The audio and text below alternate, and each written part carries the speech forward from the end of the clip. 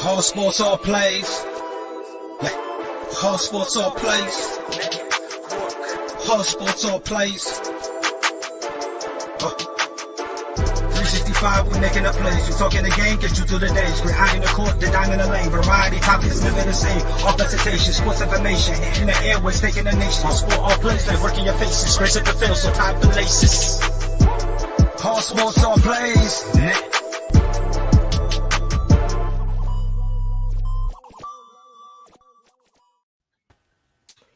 What's going on, everybody? It's Landon. We're back with Throwing Hands. We took a week off last week, but we're back. We got Pride. Just the two guys here. So, I think I just want to start off. Pride, how are you doing?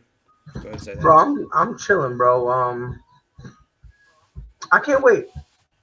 I can't wait. You know, December is gonna be good to us, and so is January in terms of some fights that coming up that are really tickling me in the right way. So at this point, I'm just trying to be patient. But, man, it's hard. I'm telling you, man, it's hard. Yeah, it is.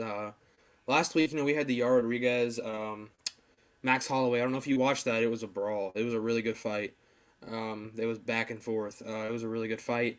And then, we also had, 2 weeks ago, we had the Covington Usman fight, which was fantastic. I don't think it let anybody down. That card was so good. The Rose Namajunas Zhang Weili fight was really good. The Michael Chandler and Justin Gaethje, we all expected it to be good, and it was. Oh my God! No letdowns really on that card. None. I mean, the only letdown was a Shane Burgos fight because a lot of people kind of expected him to go out and handle his business against Billy, who was unranked. But I mean, he still did his thing, so I wouldn't necessarily call it a letdown. I wouldn't really go that far, but a lot of people were upset with that. Like, a lot of people were upset that Shane let him go as long as he did. And they were kind of, even to the point, a lot of people wanted him to be unranked. Like, they wanted him to lose his ranking. And I was like, I don't know, man. I feel like we're going a little too hard on him. You know what I mean? At the end, he got the win, and I do understand, you know what I mean? But I don't know, because when I was watching it, I didn't watch along. And somebody who was, was in the stream, and he was killing Shane the whole time. He was killing him because he genuinely believed, bro, you're letting an unranked guy, stand there for too long. You know what I mean? We're gonna wait for him to come back. It was a little laggy on my end. I don't know if it was on your end. I couldn't really understand what he was saying, but basically he was talking about the card and how. People were a little disappointed, and I don't understand it because he did go out there like Proud of Sand and did his thing. It was whatever, I was finishing. There we go. It's a lot better now. I was just finishing your point where you said, I don't understand it. Well, do you understand what people are hating on here? Like, he did his thing. It really comes to a lot, right? Like, if you watched, if you've been watching the UFC, especially the featherweight division, it's getting to a point where now they're desperately looking for new faces to come up. They're desperately looking for those guys who's going to step up because obviously in the featherweight division, we got Alexander Volkanovski, who's a champion. Then we got Max Holloway at 1, Brian Ortega at 2, and then everybody else really is kind of just like they're not really on their level at all. You know what I mean? Like, the closest guy was who fought the dude who just fought Max Yair Rodriguez, and he got smashed. Like, it wasn't even close. I give him props for his hanging in there, but at the end of the day, it was, in my eyes, straight up a clean sweep. It was a clean sweep. You know what I mean? And after that, everyone's kind of looking for that guy, and a lot of people have been saying that Shane Burgos can be that guy, and that's really where I think a lot of the hate for him is coming. Because they're kind of like, oh, he needs to be that guy now. He needs to be that guy now. He needs to be that guy now. And it's like, I'm not going to really go along those lines because, I mean, this is a dude who, again, was a boxer. And if you really watch him, he's still boxing, right? Now, right now he's 30 years old. So, he's got a couple, he's got a little bit of time left on the clock. But, I mean, for me, I'm not going to kill him. I do need to see him develop some sort of ground game because that whole just standing and banging, Yeah. it works until it doesn't. And what I mean by that is, when somebody goes for a takedown, how are you going to look? You know what I mean? Like, you need to have some element to your ground game. The best example I can think of, Francis Ngannou. Francis Ngannou had all the power in the world, but when if you could take him down, he would look nervous. You know what I mean? That's something he was working on his during his camp up to the lead up to the Stipe rematch for the title. That's really what he was working on. He worked on it. He got it. He ended up, and again, you don't got to be perfect, but you need to have something there. And really, when it comes to Shane Burgos, that's really how people look at him. I'm not going to go as far as say I hate him because a lot of people do. Yeah. He doesn't really have that great of a knockout power. The way he really does is it's more like a cumulative damage, right? Where it's not one punch that really stops the show. It's just the damage upon damage upon damage that he deals on you that kind of puts you down. But I mean, like I said, I enjoyed that fight. Yeah. I was confused by a couple moves, but other than that, I mean, I didn't think it was a horrible fight. It was very entertaining. It kept my attention. It kept a lot of people's attention. So, I mean, top to bottom, that card was phenomenal, and I knew it was going to be phenomenal. Look, man, I was exhausted after Gaethje versus Chandler. Yeah, I was exhausted, and it opened the card. I was crazy. I was so drained, and I was just like, bro, I would have given anything to see that as a UFC Fight Night main event, and that would go 5 rounds. What would have happened if that fight went 5 rounds? 100%. I mean, look, it was a great fight. I enjoyed it. But I'm hoping. I really am hoping because Justin Gaethje, he got the win, which deservedly so. Yeah. But let me ask you a question. All right. With Justin Gaethje getting that win, how does this affect Michael Chandler and his future going forward? Because he still wants that title shot. Right. He still wants it. How do you think? Like, I want you to play a game with me. Put your hat on. Let me know because right now he's, if I'm not mistaken, I want to double check. Yeah, so right now he's 5th. Yeah. He didn't end up going down because of that loss.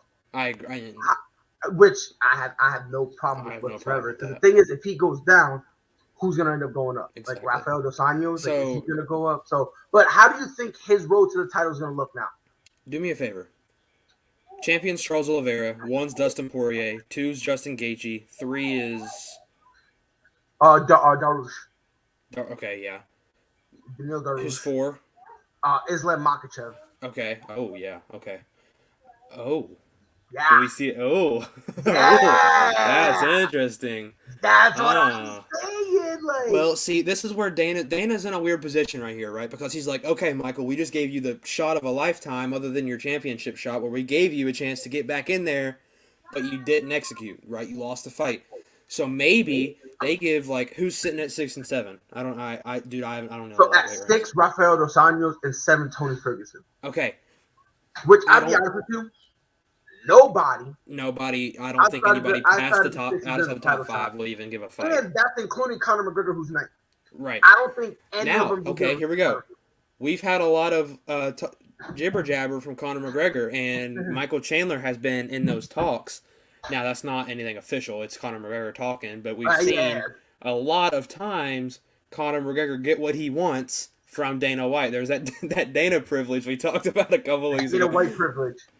Yeah. That was funny. It's so funny. Yeah, I love that line. I love it. So, I think I heard the first line I heard that from, I think Tony Ferguson said. Tony Ferguson, yeah. Tony Ferguson, I know he said that a lot about Michael Chandler. Yeah, he was mad about that title shot. Listen, though, this is my thing. He got dominated against Dariush, right? In the, what card was it? The Adesanya Vettori 2 card. Yeah, 2 card, yeah. He got destroyed. Ferguson's done. He's done. That's what I'm saying. Well, that's why when I heard that name, I lit up because I was like, maybe if he wants to come back, that's a fight. But Chandler wins that. I don't think it's even a competition, right? Because Ferguson was so bad on the ground against Dariush, though. Like, he just doesn't look the same anymore. No, he doesn't. He doesn't look the same. It's just at this point, If he wants to fight, go ahead. But in terms of title, he's not doing anything title wise, no. No, because again, like I'll be honest with you, the only person in the top 5 he has a chance against is Darush. You think so? I think that's the only guy that I think Dustin walks through him. 100%. Well, I don't think he stands a fight in anybody in the top 5. I don't. I think maybe the closest competitor, but it's not. It's really still. The closest he'll get is Darush, but even then, like, I still, in terms of the top 5, I got all of them winning. I agree. And honestly, I'll be honest with you, even 8, Dan Hooker. I think Dan Hooker would put pause on Tony Ferguson. Yeah. How he's been looking lately, like, and it's a shame too because what we could have gotten with Tony Ferguson. Okay, so all right, I'm gonna answer your question. Here's my answer to this question. Do we see? I guess it's a question to your question. Do we see Michael Chandler versus Islam? Do we see that? I'll be honest with you. I'll be 100% honest with you.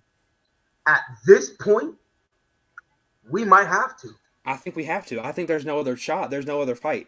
Because here's the thing. I mean, Poirier is going to be the next title shot. Whoever wins that is going to face Gaethje. That's my thing. That's what I'm saying. Whoever so wins then, what do you have? You have so many holes. So that's basically they might as well go ahead and plan the pay-per-view for Gaethje and whoever wins Oliveira and Poirier. But I think Poirier is going to win that. And we'll talk about that. But yeah, but my thing is, look, I like Islam.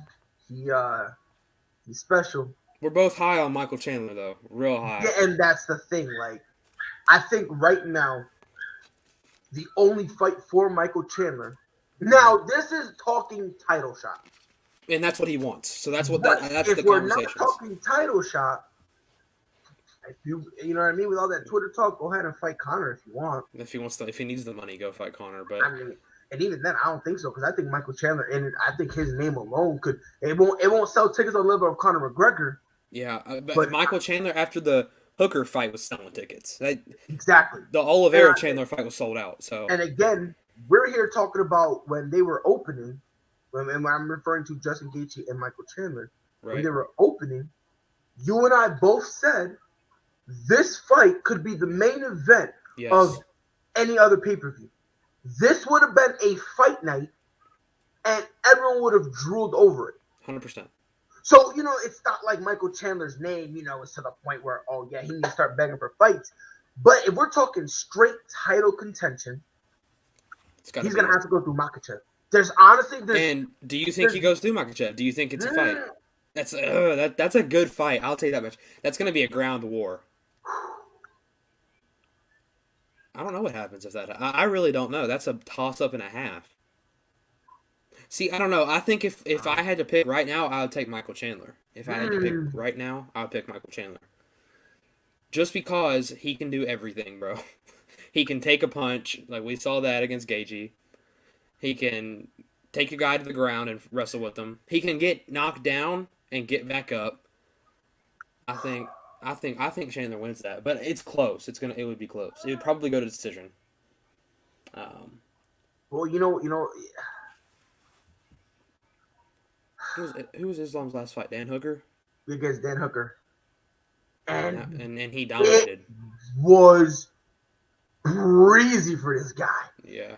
It was easy breezy, beautiful, bro. Like it was. I think Chandler makes sense for the story. I think Chandler makes sense for the timeline we're in. I think everything makes sense for that fight. Right, and a lot of people are making the case that Islam Makhachev has not been legitimately tested. Right, and Michael Chandler, I think, puts it would be his first legitimate test. That right, and here's the thing: like I like a lot of the guys that he has beaten. Mm-hmm. I'm not gonna make a case that they're all world, but Dan Hooker's a pretty good fighter. Dan Hooker is a good name. Right, not only Dan Hooker, but he beat Moises right before he fought Dan Hooker. He beat Moises. I like that. He beat Ramos. Oh yeah, I forgot about that. Right, and he did that one at 242. So yeah, he has beaten some guys, but a lot of people are saying if we're gonna have him be a contender, he needs to be a top 5 guy.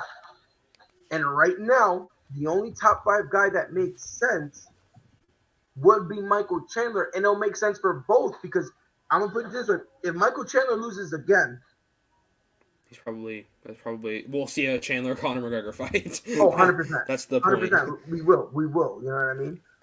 But it'll be a good test for Islam, and it'll be a good rebound fight for Chandler because Islam, I believe, bro, he's a hell of a fighter. But He's Michael still Chandler up in the rankings, so if Chandler wins, he's moving up. You know what? I'm gonna take Islam. Yeah. And dude, tomorrow I might say Islam. Like that's the kind of fight it is. It's like it's close. It's like I don't bet on this fight. No chance. I don't no shot whatsoever. No shot. We've talked about lightweight. We've talked about what's next in lightweight, and there's a lot of questions. We really don't know what's next. Well, we know that as far as title goes, as contender goes, there's so many question marks, right? Right. I want to move to welterweight now because we just saw Kamaru Usman defend his title against Colby Covington, and it was a very good fight. I think Colby earned a lot of respect in this fight. He stayed in all 5 rounds. He took his punches. He gave some back. Kamaru by unanimous decision. So my question for you is, what's next? Who is the next title shot? Is there going to be a super fight? That's been in the works a little bit. What's going to happen here? Because I know we've seen Gilbert Burns and Jorge Masvidal, I believe, has been talked. Is that right? Gilbert Burns and Jorge? No, it was Leon Edwards and Jorge Masvidal, and Jorge Masvidal just pulled out. So then it would be. So now Edwards, they don't really know what they're going to do. They don't know what they're going to do now. As of now, it's canceled because they're trying to find out who can step in for him. Bro, one name that they kind of threw out there was Vicente Luque. But he just fought though. Last time he fought was in August. Oh yeah, I guess that was a long time. Oh my gosh, right, that feels like 2 weeks ago. Michael Chiesa. That was in the oh my gosh, what pay-per-view was that? Another name that they were saying. I mean, I don't think this is. I mean, happen. There's. But one name but one name that they were throwing out was Stephen Wonderboy Thompson. That'd be fun. Which I understand. But me personally, I feel bad for Leon Edwards. Mm-hmm. I feel like Leon Edwards has proved he deserves a title shot. Now, I don't think he's beating Kamaru Usman. I don't think anybody in this division right now is beating Kamaru Usman. But I feel bad for Leon Edwards because if after fighting Jorge Masvidal, I think it'd be a title shot or versus Colby for the title shot. No. Colby does not. No, Colby Covington right now does not deserve to be in any. Colby Covington is the best welterweight other than Kamaru Usman right now. I don't whether you like that or not. He just got dominated twice. He didn't get dominated. Got dominated. It was not a dominant performance. Got dominated. Kamaru is the champion. Going into the 5th round, it was 3-1. Kamaru is the champion. He's the best fighter in welterweight. Colby Covington is the second best fighter in welterweight. No, he's not. Yes, he is. No, he's not. Look, yes, I understand you love Colby Covington. Dude, listen. He's the second coming of Jesus, but no, he's a solid fighter. I don't think he's better. He beats Leon Edwards. He beats Jorge Masvidal. No, I don't think he beats Leon Edwards. That's insane. Leon Edwards. You don't think Colby Covington beats Leon? How is that insane? I don't understand. What is this thing about Colby Covington that's so great? Because every single time you have him fight, every time he loses, why does he lose? Because he strays away from the game plan every single time. He didn't this time around. Yes, he did. Yes, he did. He took Kamaru Usman down. Hold on, no. Ain't no way you're going to tell me that when every time he would punch Kamaru Usman, he would then go for a takedown. If you're telling me that's part of the game plan, either his training camp is stupid as shit or Colby Covington straight from the game plan because ain't no way on I don't know. I was not in their camp, but I can tell you that one thing they worked on a lot was ground game, and he took Kamaru Usman down. So, perfect record, no more. And that's fine. That's my thing. For baseball fans, Bryce Harper just won the NL MVP. Which surprised me. I ain't even gonna hold you. I surprised me. Really? Yes.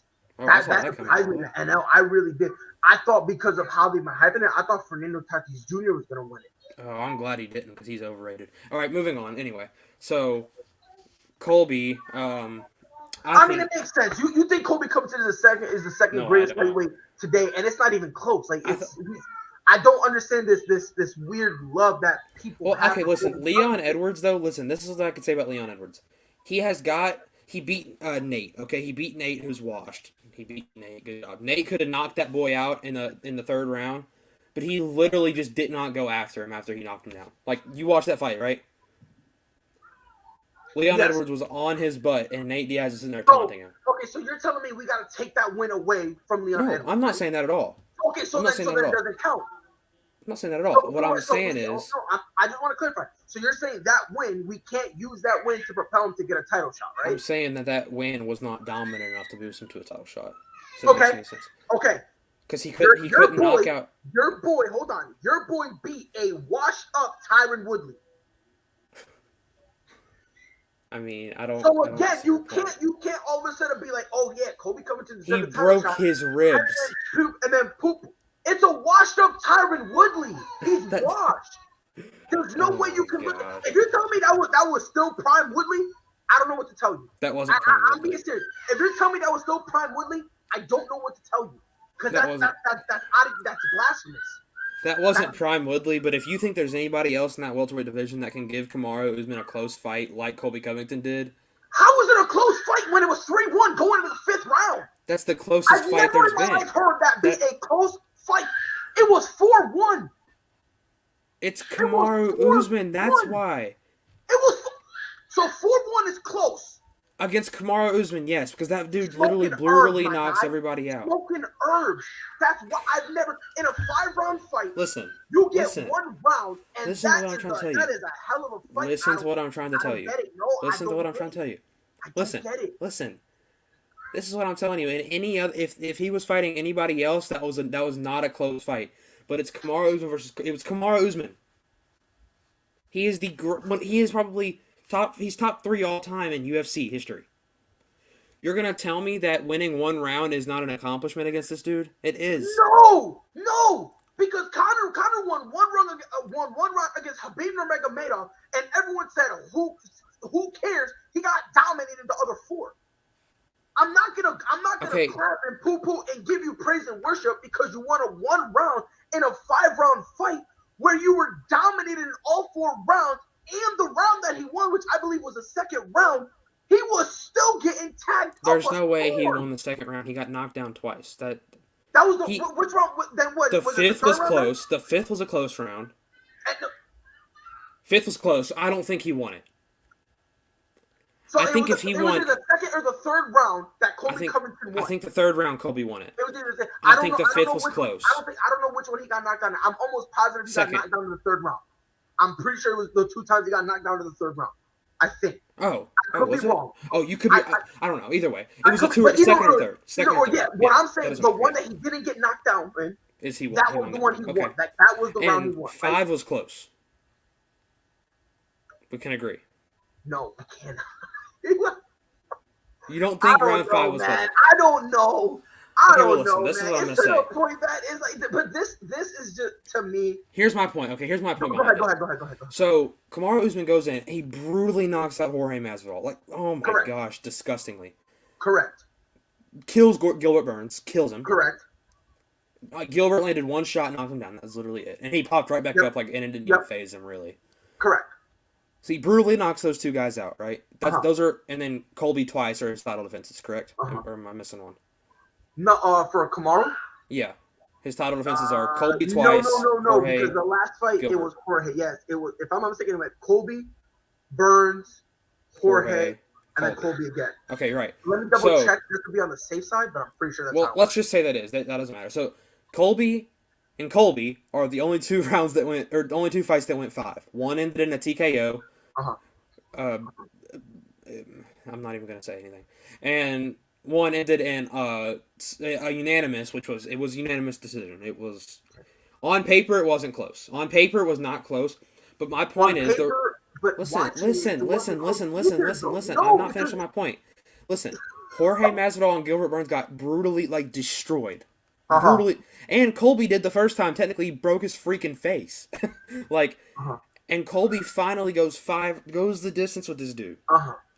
That's why that's a win. Colby doesn't have the belt around his waist right now, but that is a win in Colby's book. It should be. It's a win against a guy whose bread and butter is to go 5 rounds. See this.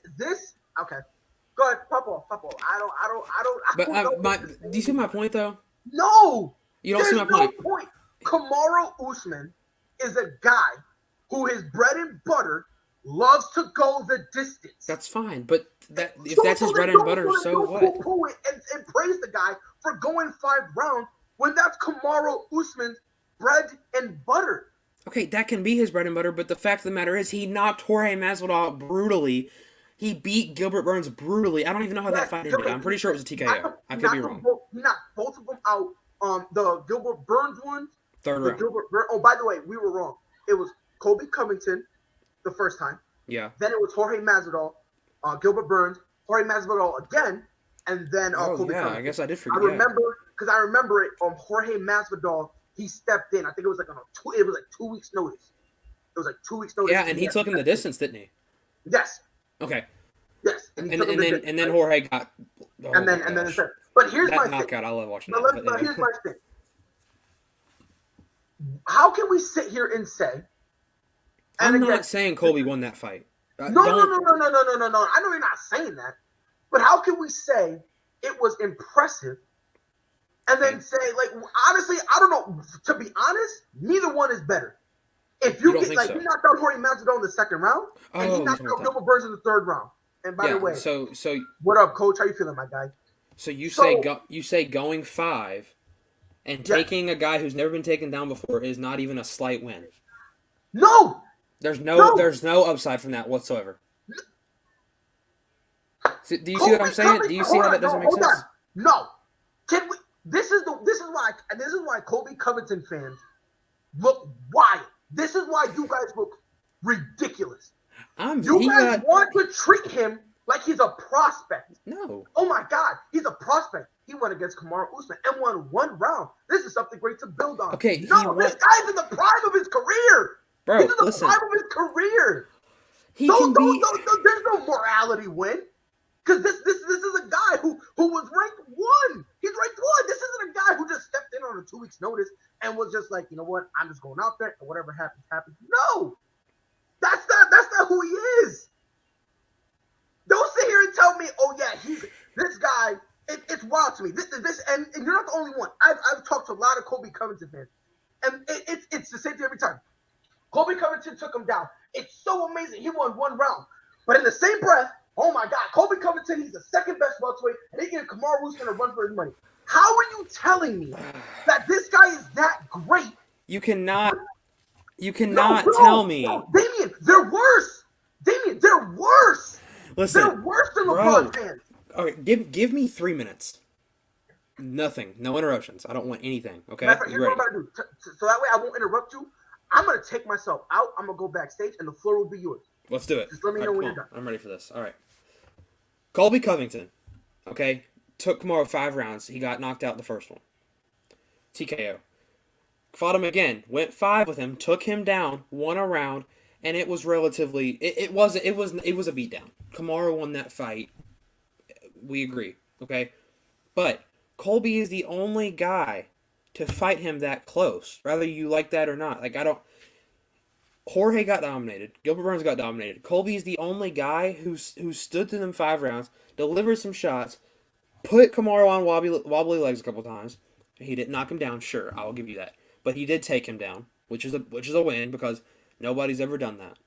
Okay, there's so many things like for example that takedown that shows Colby is in an elite company. Okay, because it's never happened. Colby is the only guy to ever knock Kamaru down. You have that. You have the fact that he went 5 rounds twice with Kamaru Usman, who is pound for pound the best fighter in the UFC right now. I just don't understand how you could say Leon Edwards. Colby didn't almost win. You can put that on there. Pride. He didn't. He got destroyed. Like he didn't almost win. He got it was 4-1. Me and Pride I think agree on that. But what I'm saying is if Leon Edwards can go the distance with this dude and win maybe 2 rounds, okay, we're talking different. But we just haven't seen anybody do that. So, did Nate Diaz fight Kamaru Usman?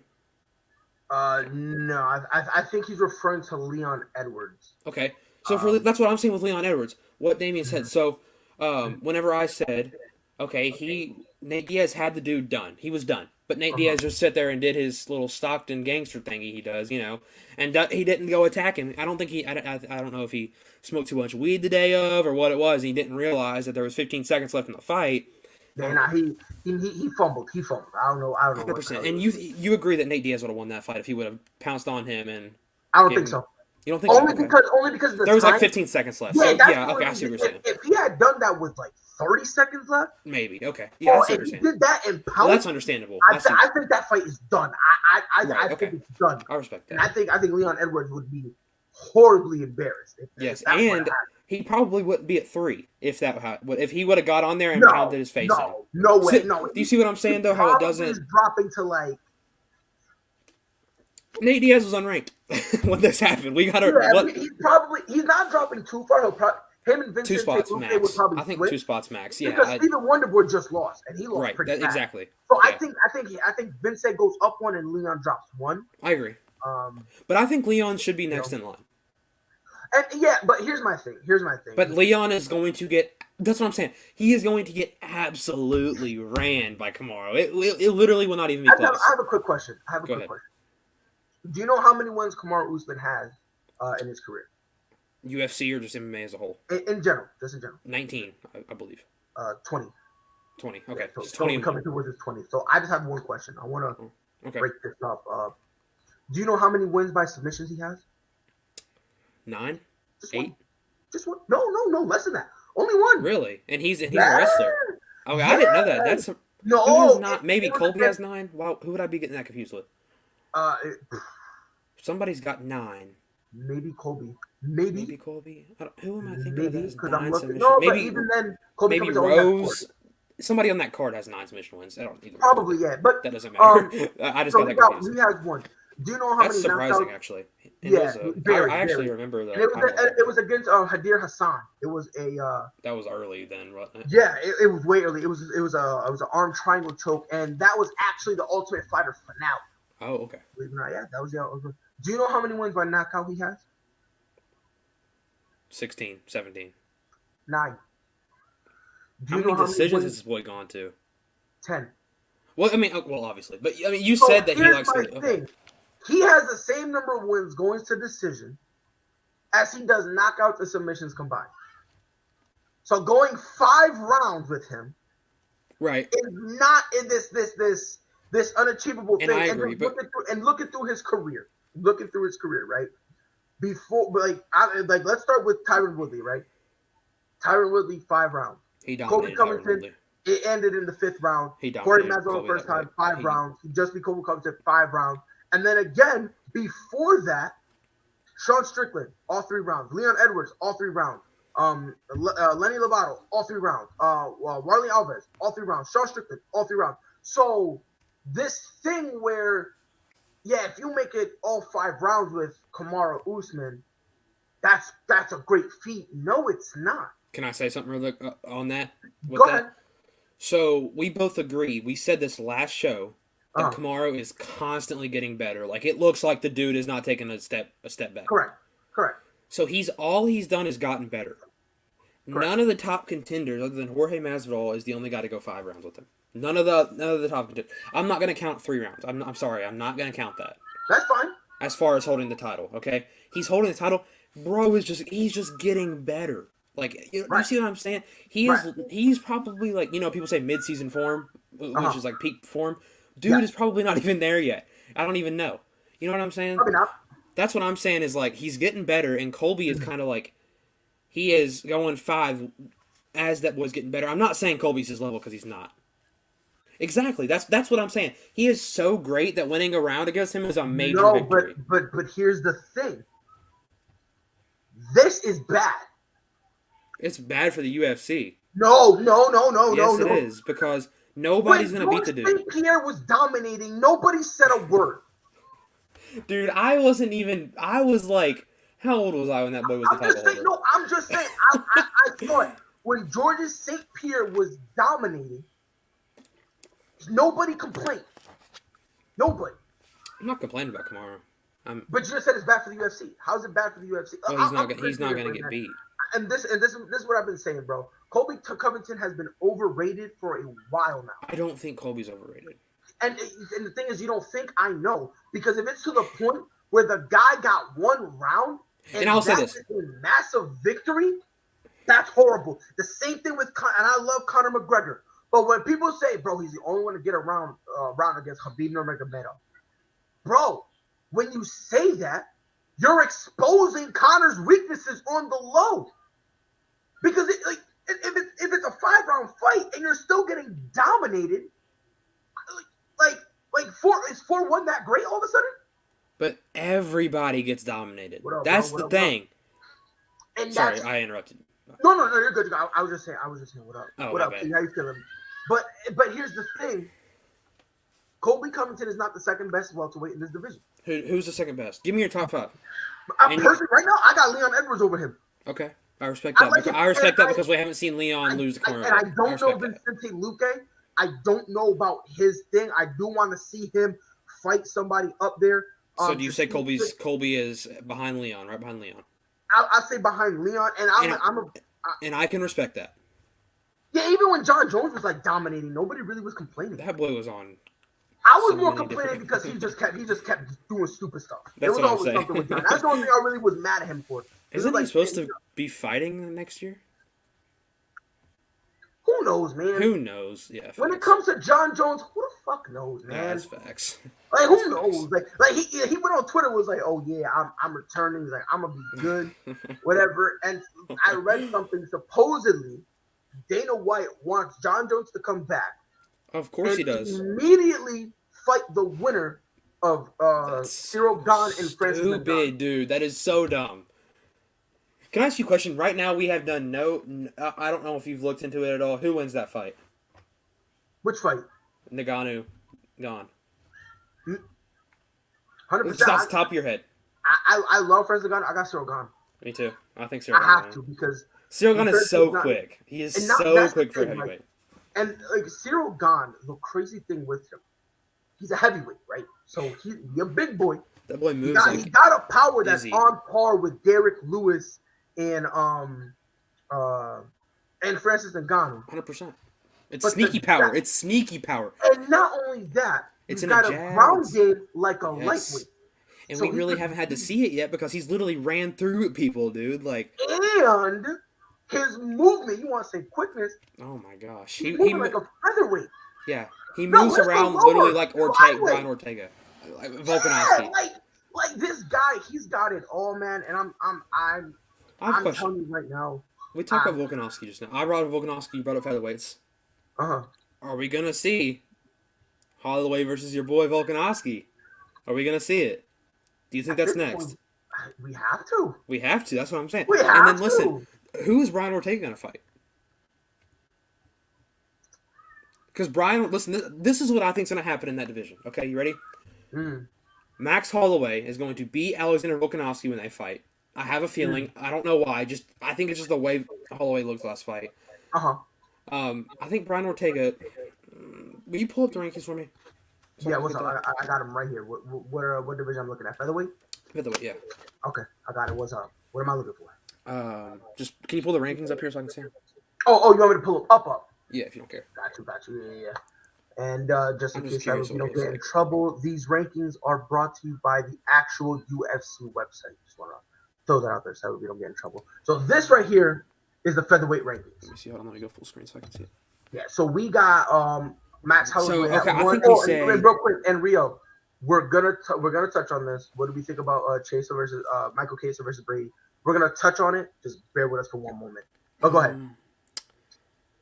I think we see Ortega and Rodriguez maybe, because that just makes sense, right? Ortega versus Rodriguez, both coming off losses. That's what I'm saying. And they're both in Holloway's gonna go fight for the title.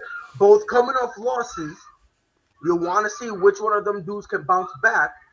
Give Holloway that rematch with Volkanovski. I think if Holloway wins, Rodriguez wins. Rodriguez is the next title shot. I think no matter what happens versus Volkanovski, Holloway, Rodriguez, if he beats Brian Ortega, which I don't think he will, then he's the next title shot. See, I think Brian Ortega. I don't know what would happen to Volkanovski Holloway actually. Because I love watching Volkanovski fight. So I know Volkanovski. I think he does. I don't think anybody really. I think if anybody can beat him, it's Brian Ortega. Honestly. Yeah. If I'm honest. If I'm honest. And honestly, I do give Max Holloway a shot. But I do too, but I've seen. I mean, dude, he's literally like the first two fights. Like Volkanovski looks so. I think he's just got his number.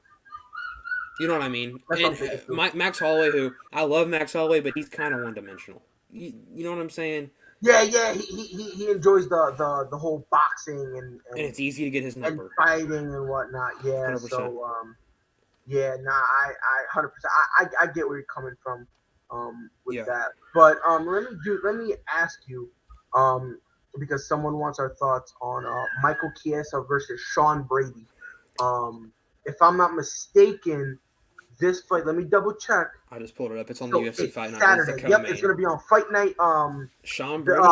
Vera versus Miesha Tate. It's going to be on that one. They're both welterweights. In terms of their ranking, Michael Chiesa somehow is still 6th. He just recently fought, didn't he? And took a L. If we're gonna be honest, like who did he fight? Took a L. He fought Fudge. Vicente Luque. That's what. Yeah. Okay. That was August. You said. Yep. Vicente. Oh yeah, he got destroyed. That's right. I remember now. Yep. It was boom. This is a big fight for Sean Brady. It is. This shows. He's right 14. I'm sorry for your ears. I just literally hit my phone up against my mic. You're good. But listen, if Sean Brady can beat Michael Chiesa, that would be the biggest name on his resume. On paper, though, bro, like I'm just looking at the tail of the tape real quick. Yeah. He is a lot shorter.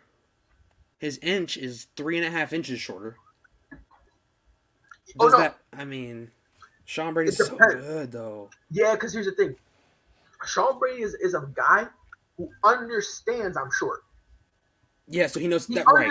Understands he's short. I understand. Yeah. So, you know what I mean? Yeah, he wants to get in, and he just wants to fight. Like, that's kind of how he needs to fight. As long as he fights like that, he's got it.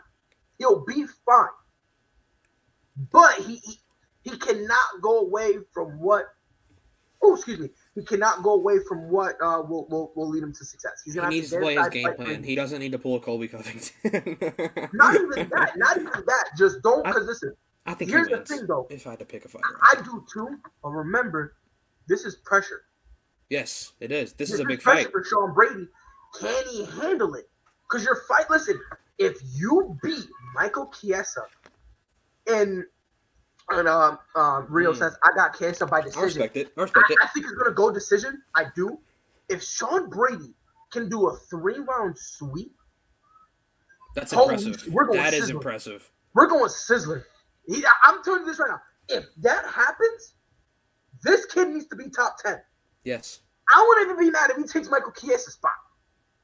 Yeah, I mean, if he beats him, I don't see. And exactly, bro. That's what we said. This is his step up. This is a big fight. The pressure. This is the pressure that's going to come down on him. We're not doubters of Sean Brady, but what doubters are out there will shut up after this fight. Oh, 110%. I think Sean Brady will finish it. Do I know? I wouldn't be surprised. I'm gonna say a 3rd round finish, and I'm just gonna say that because of the last fights of these two, of what we've seen, right? We've seen one dude get dominated. Now, sure, it was just Luque, who is what 3? You said? Yes. Sitting at 3 right now. So. Who? Chiesa? No, he's sitting at 6, but he right? He lost to Luque. Vicente. Yeah, I'm saying. He's at 4. Okay, I'm looking at like previous fights, and then Sean Brady is undefeated. We know what happened. Yes.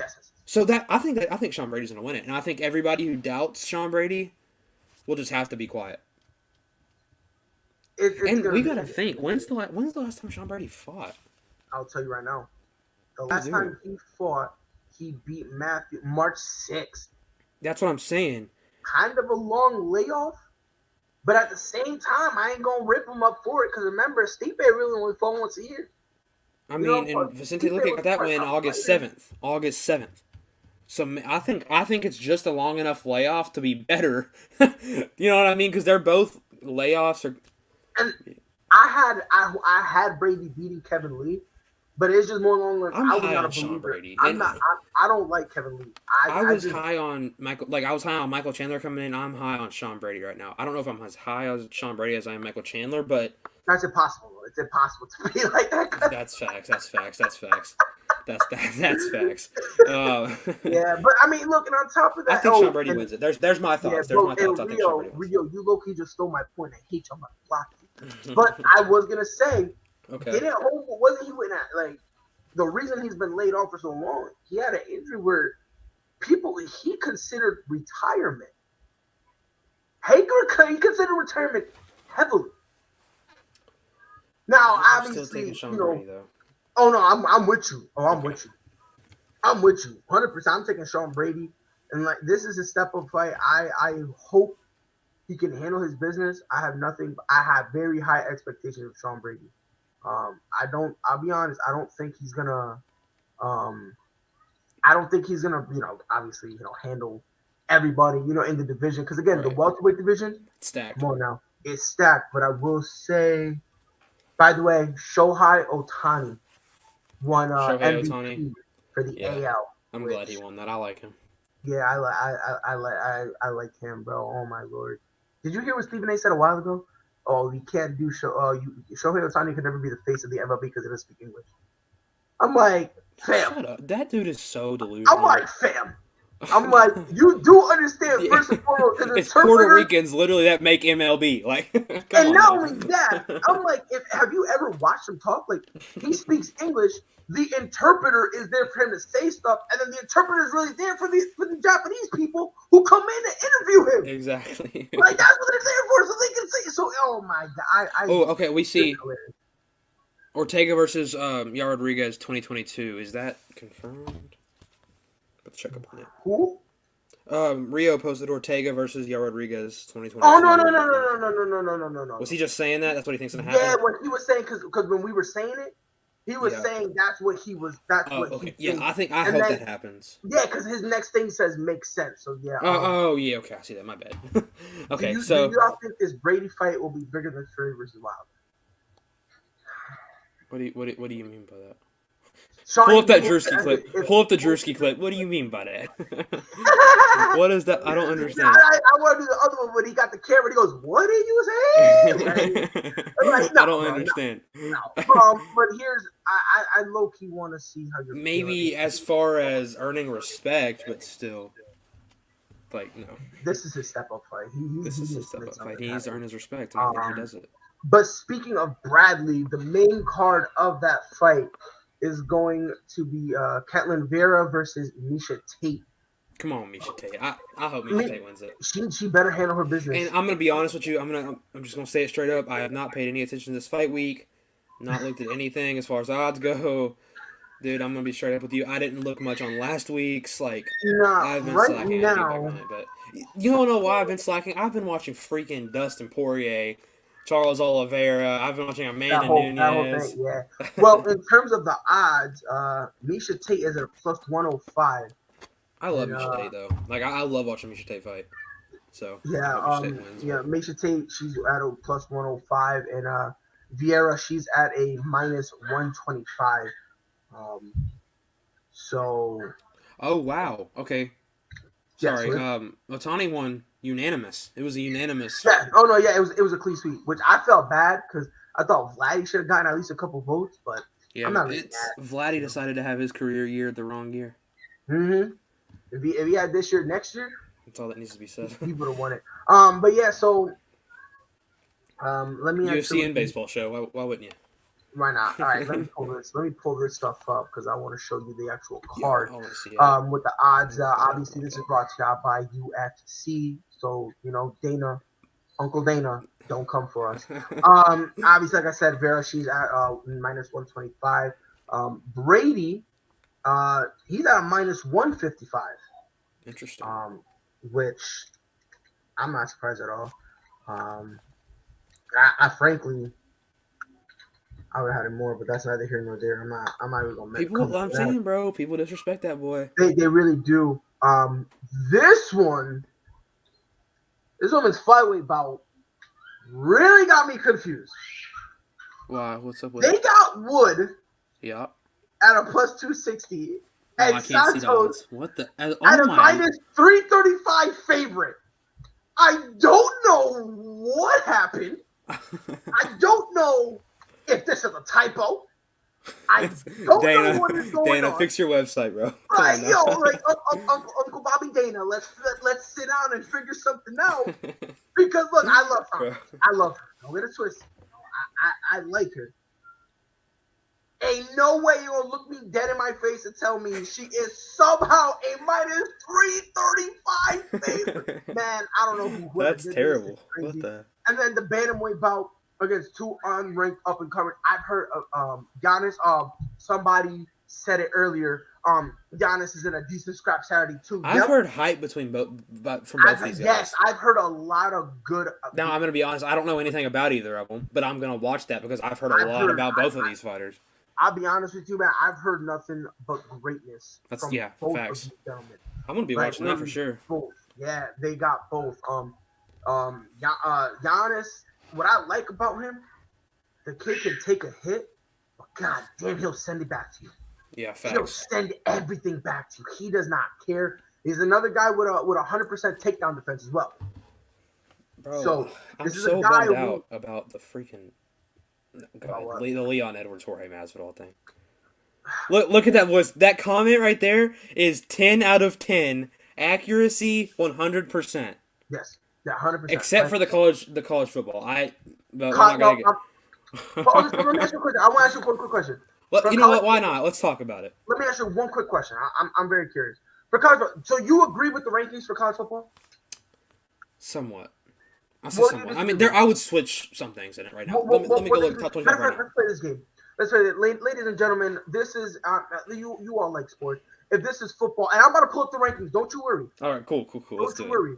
And real quick before we switch, yes, I'm gonna see how we improve because, like I said, this guy a lot in terms of Giannis. A lot of guys have been hyping him up. I like him. I want to see how he can come up. Him and Grant, these are two prospects that everyone loves and everyone has high hopes for. I'm with you because you said Giannis is stopping Grant. I am with you, but I can also see it going the other way around as well because Grant himself does have some power. But I'm gonna roll with Giannis because that kid is special. Give me one moment, guys, because I want to pull him up. So if you guys watch football, this is what we call audible, right? Like, let me explain something. Listen, me and Pride got into it a little bit, but I had to go because I got school. Yeah, because you had school, but now you don't got school. I don't got school. I got nowhere to run. So yeah. So these rankings are brought to you by ESPN. Let me put you in full screen real quick. Yeah, so these are the rankings. Georgia at 1, Alabama at 2. So wait, don't look at the college football. Don't look at AP. Look at college football. No, yes. This is not it.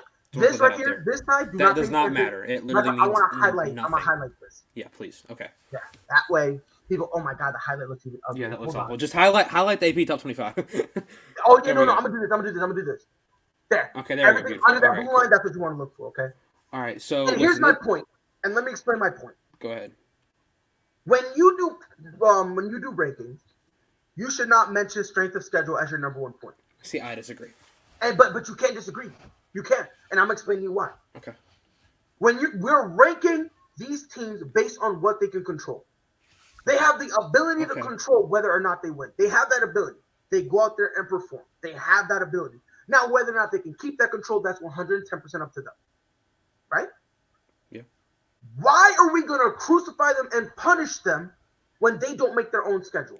They don't control. Because, again, the only people who are going to get these hard schedules, and even then, I'm not going to say hard because no one's playing ranked teams every single week. But the only teams that are going to get these hard schedules are the big name teams. Like Georgia and Alabama and Oregon and Ohio State.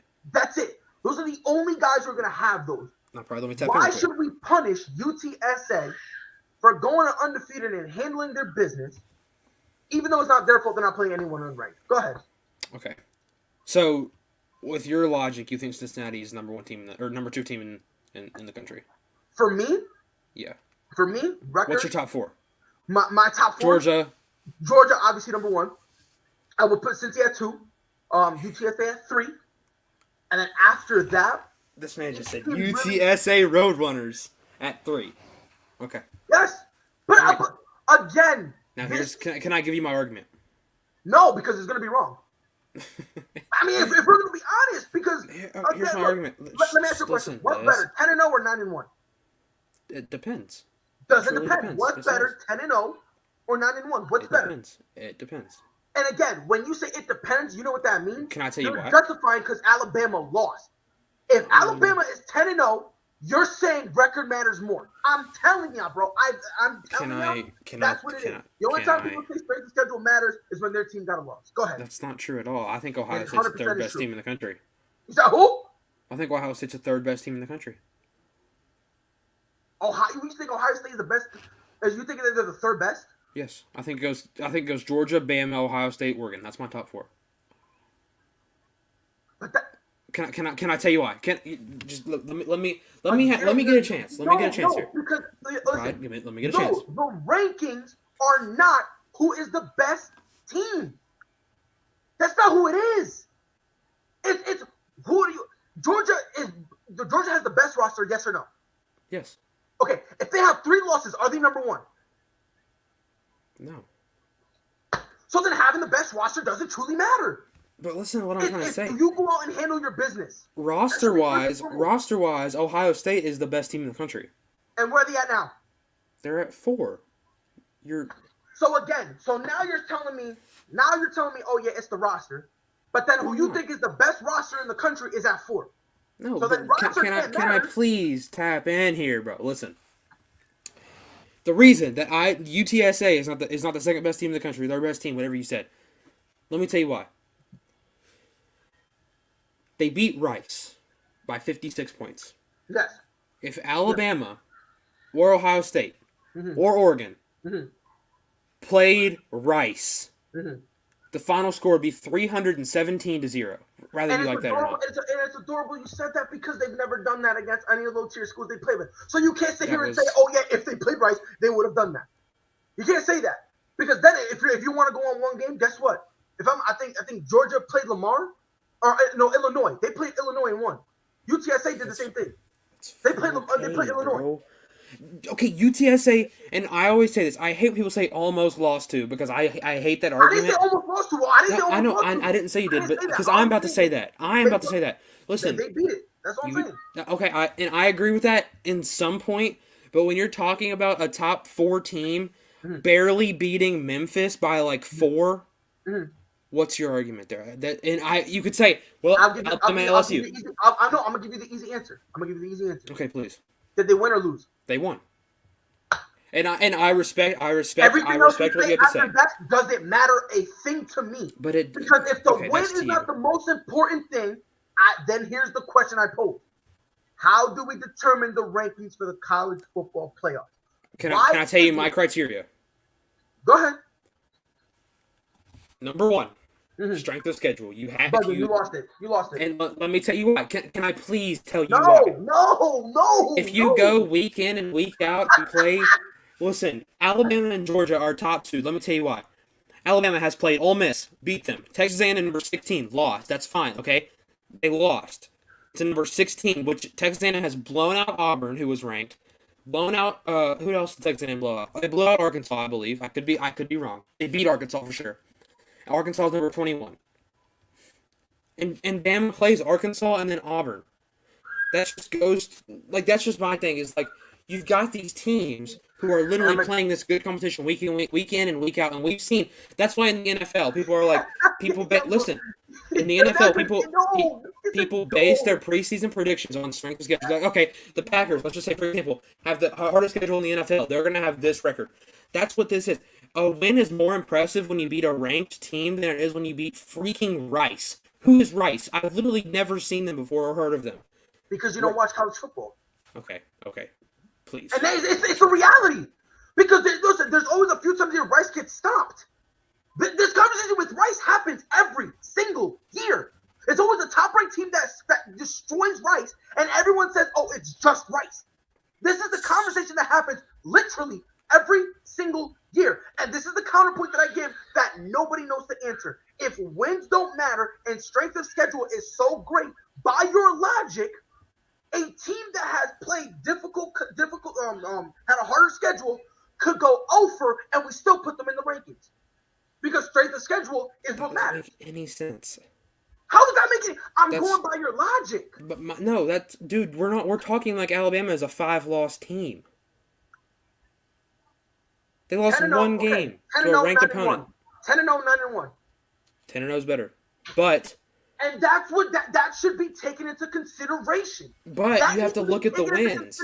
You have to look at who they have won against. No, I'm not looking at that. That's not the first thing I'm looking for. If that's the first thing you're looking for, you're now Okay, you're the first thing I look at, whenever I look at the Wins. rankings, I look at records. I'm not gonna lie to you. I look at records. That's The what I'm second saying. thing I look at, Wins, second the thing I look at is metrics, who and they've then won the against. schedule.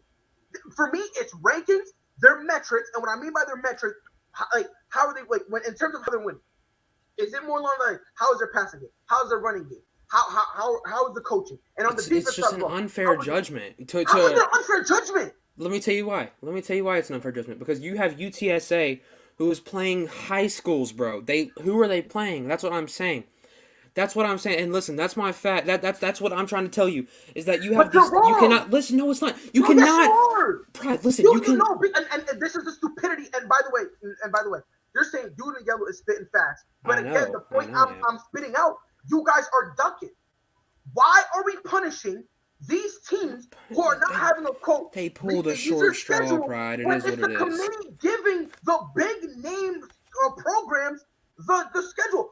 I'm not gonna punish someone for something that's out of their control. If you're sitting there and saying, "Oh yeah, it's strength," it's the number of things. We You gotta know look at what? is Listen, strength if of schedule. UTSA plays their bowl game and they win their bowl game, we can talk Oh, about then this. all of a sudden, oh yeah, they deserve because acting like dudes have No, never, because they're never not made gonna the, win. the tournament. They act like dudes never made the tournament playing unranked teams the whole year. They're not going to win. UTSA right now, if the season ended today, they'd probably play NC State, Pittsburgh, or Arkansas, somewhere in there. They have to beat ranked teams in order to get to the top 5, whether you like that or not. Okay, how can we blame them for that if it's not their fault? It isn't their fault. You're right. But, So then shut up about it. no, So because then stop listen, saying, it's "Oh, an yeah, they're not being unfair ranked teams, it's judgment. not their fault." It Like, is an bro, unfair. It is an. Okay, then in that case, I don't know you're what the fuck I'm then talking in about. that case you're punishing the big programs for playing good teams. How does that work? Look, Double standard. Double no, standard. No, it's not punishing them. It's not punishing them. It's giving a leverage to everybody else. It's giving a leverage to everybody else. It's giving a leverage Baylor to is 8-2. Baylor is 8-2, and they're above somebody who's undefeated. Arkansas Because- is 7-3. Another one that's 7-3. North Carolina State 7-3, and they're above UT. I don't Stop understand. crying, talking about, oh my God, woe is them. Whoa, I don't listen. No, like come on, bro. I don't I think that UTSA. Break the schedule. No. I think UTSA deserves to be like in the 17, 15 area. My thing is record matters. If Record records does don't matter, but strength of schedule does if too. records don't matter, then seeding don't matter. Because how do you determine seeding in the college playoffs? How do you determine that? Based on record. That's first and foremost. They That's look at not your what it's based record. on. Oh my gosh. So, Bro, you don't just look at. You cannot just look at a record and say, okay, this team's the greatest team of all time. You can't do that. That doesn't make any sense. that's why I'm saying look deep. What did I say? The 3 things you need to look at. If What I you said? look deeper at the No. I'm Answer the trying. question. I am What answering 3 the things question. did I say you need to look at? What 3 things that I think you need to look at? No, I said it because I said it multiple times. What You 3 said things did I say you need to look record, at? metrics, Then what else? and I don't know what the See, third so one you're not even paying attention to the whole thing. What did you? You're not paying attention to my point at all. If you're Wait, is because metrics you're is metrics talent. like their offensive ranking, defensive ranking? Yes, like Okay, how listen. they performing. Can I tell you this, please? Can I have a minute to break down your metric point? And it's I'm going to say this. It's adorable. If Alabama was 10-0, you would be on my side. Because they have that one No, loss. if Alabama was 10-0, they're the second best team in the country still. Because it's funny. The same people who say strength of schedule matters are the same people who aren't criticizing anybody else for having an easy team. If My thing is, Alabama at some was point- 10-0, they would still be the second best team in the country. And why would that be? Because you would have to look deeper, correct? Because Georgia plays harder opponents and blows them out. I'm putting look, man. You cannot listen. Can I debunk your metrics point real There's quick? nothing. Go ahead. Because Listen. I know what you're gonna say. So UTSA, you cannot say, okay, well they have this offense when they're playing the teams with not 5 stars on their defense. That's my point. Okay, and again, that's a stupid point.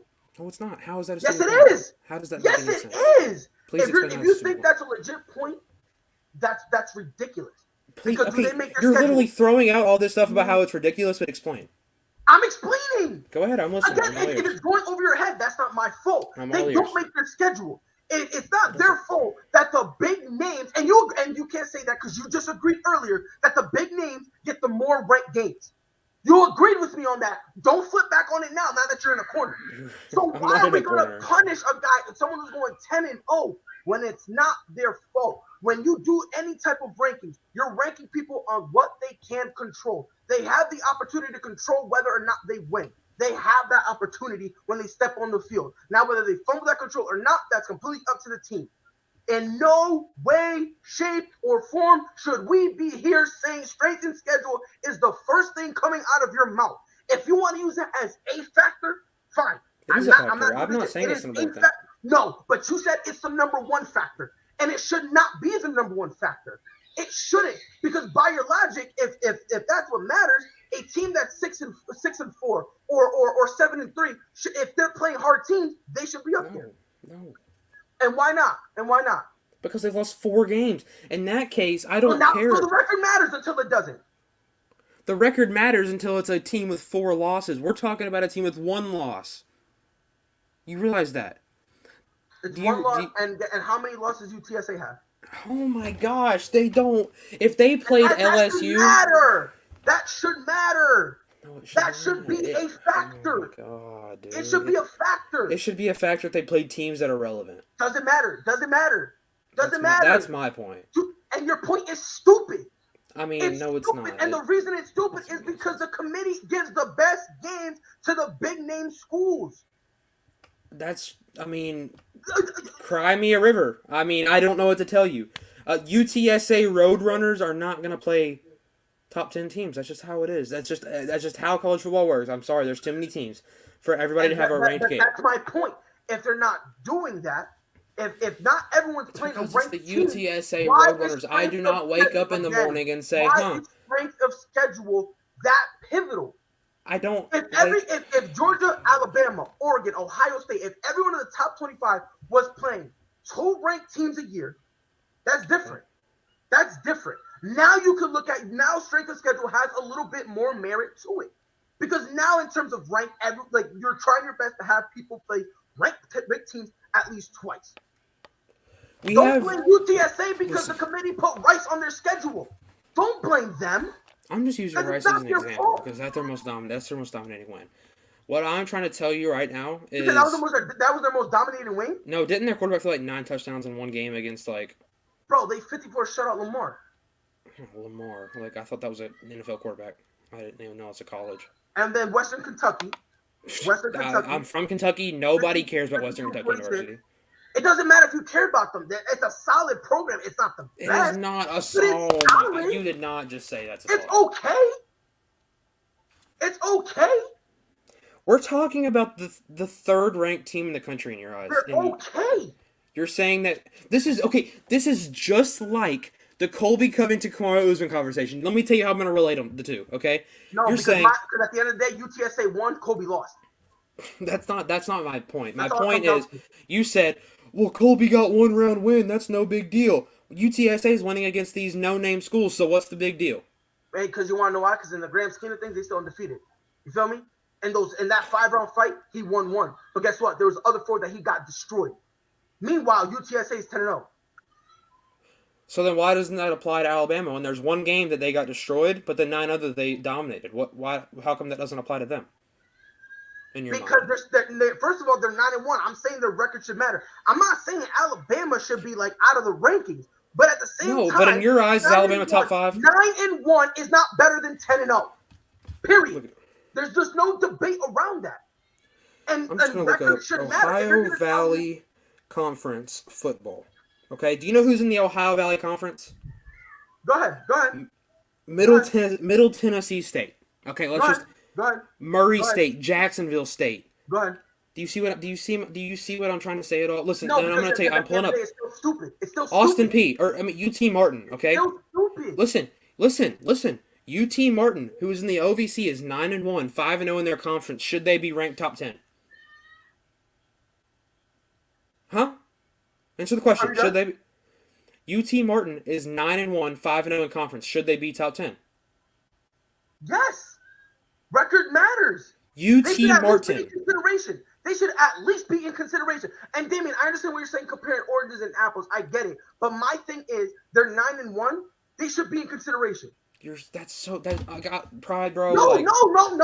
You're saying it's ridiculous. It is. But you're the That is same ridiculous. person who just agreed with me and said that these rankings are based on what these teams can control. And then your main point is something that teams can control. So The number one thing you need to look at is record. The second thing you need to look at, strength of schedule. I don't think strength of schedule, but what's more important, record or strength of schedule? Strength of schedule. See, and this right here, It's a domino is why effect. for the past 3 years, no one has respected the college playoff ranking. It's a domino Every effect. week they It's a come out domino with effect. violence. And let me tell you why it's a domino effect. If you have a hard schedule, you're going to lose a game. That's stupid. No, it's not. How is that Yes, stupid? it is. Let's go through it one more time. Let's go through Bro, it one when more I'm time. giving you I hope facts, one you're just day- saying it's stupid, shutting it down and saying the same thing over and over and over again. That's all you say. Because you want to know why? Because what I'm saying you're agreeing with, and then you backtrack on it. You just agreed with me earlier that the college playoff rankings is based determined on based record. on something you can control, right? You have the ability to That's control whether or not your you can, right? record. Okay, which is The based on the record. second most important thing is your strength of schedule. No. You just said strength of schedule is more important than the record. Okay, you know what? I'm going to stick with that. Do you want me to tell you why? But it's a domino effect. it's If not you have a domino hard effect at all. if you don't have a hard schedule, you're going to go undefeated. That's just how it is. And okay, and here's the domino effect. You want to do it a little better? Guess what? If they ended up being like a top team, you didn't like it, you know what you do next year? You give them a little more harder games. Let's do it, and I guarantee you they lose them. So if they do, then you can say, oh yeah, And that's another thing. And This that's is fine, the but guess first. what? This is not a projection of the future. This is what they're doing now. But again, This is. Bama deserves to be number one. Come on, son. I don't think Bama deserves to be number Come one. on, son. They're number two. We need to knock it off. At some Bama's point, number we need to two. knock it off. Ohio State's number three. We need to knock it off. Listen, Listen, bro. every argument you're saying, you're low-key debunking because it's not based on rosters. You said Ohio State has the best roster, but they still have 4. It's not You based said on they're still the roster. best top to bottom, and then you still said Georgia deserves to be number one. It's based on Not roster. 50-50 strength and schedule and It's not record. roster. It's not roster. But then it's not 50-50 because if it was 50-50, UTSA would not be down at 22. I don't think UTSA should be 22. I think they should be top 15. I said that. Records don't matter. Records don't matter. Strength of schedule and record. It's a 50-50 thing. So metrics don't matter then? So what? So metrics don't matter? If UT Martin, I use UT Martin. They're 9-1. They're in the Ohio Valley Conference. Have you ever even heard of the Ohio Valley Conference, Brad? Yes.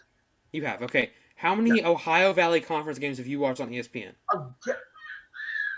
Is that How many their Ohio fault? Valley Conference games do they talk about on College Game Day each morning? See, and again, But they don't. They have no significance. that's a casual take. That's a It's casual not a take. casual take. It's an Yes, argument to it is. my. No, it's a casual take, and I'm explaining why. It's not. That's something that's out of their control. I don't care, bro. Like And there's. see again. When That's I hit just you how it with facts, works. you Like go- I you go, know, I understand that you're mad about it and you're upset and you're like on the It verge of doesn't- it tears. just But doesn't make sense. what I'm trying to tell Doesn't you make is sense. that Doesn't it make does. sense. Okay, it doesn't make sense in your mind, but And to everybody else's, you're like part of like the 1% who swears, "Oh yeah, bro, record don't mean nothing." And it's I didn't like, say not record saying doesn't that, mean anything. and it's Record like, is it should matter. It should record is matter. 50%. It's not 50%. I think record should matter slightly more. Okay, that's your opinion. At the end of the day, strength of schedule, it does not deserve to be hyped up as much as everyone is saying to. And the reason I'm That doesn't saying make that any is sense to me. because, and again, you're ignoring the fact that I'm bringing up to you. Why are we punishing UTSA when the committee wants to give the big names, the casual names, the bigger programs these more ranked games? Why do we then have to punish everybody else? Why do we not have to? Instead, why can't we just go, we'll give Georgia 2 tough games, Bama 2 games, we'll get everybody 2 tough games and go from there. Last year, UTSA was 7-5. You said what? Okay? Last year, 2020, 2021, Yeah. they Yep. were 7-5. Yes, That's they were. why they do not have, and they were second in the Conference USA West in Okay. their division. Okay. That next year, where they're playing good this year, they will have a ranked game. Next year, they went 7-5, not showing anything special. You see what I'm saying? So they're going to come in. 2021 college ranking. It is. You're How right. you know you're reaching where you need to go back and go, this is what they did last year. This isn't the No. preseason. You didn't let me finish what I was trying to say. 9. You didn't let me finish what I was trying to say. No.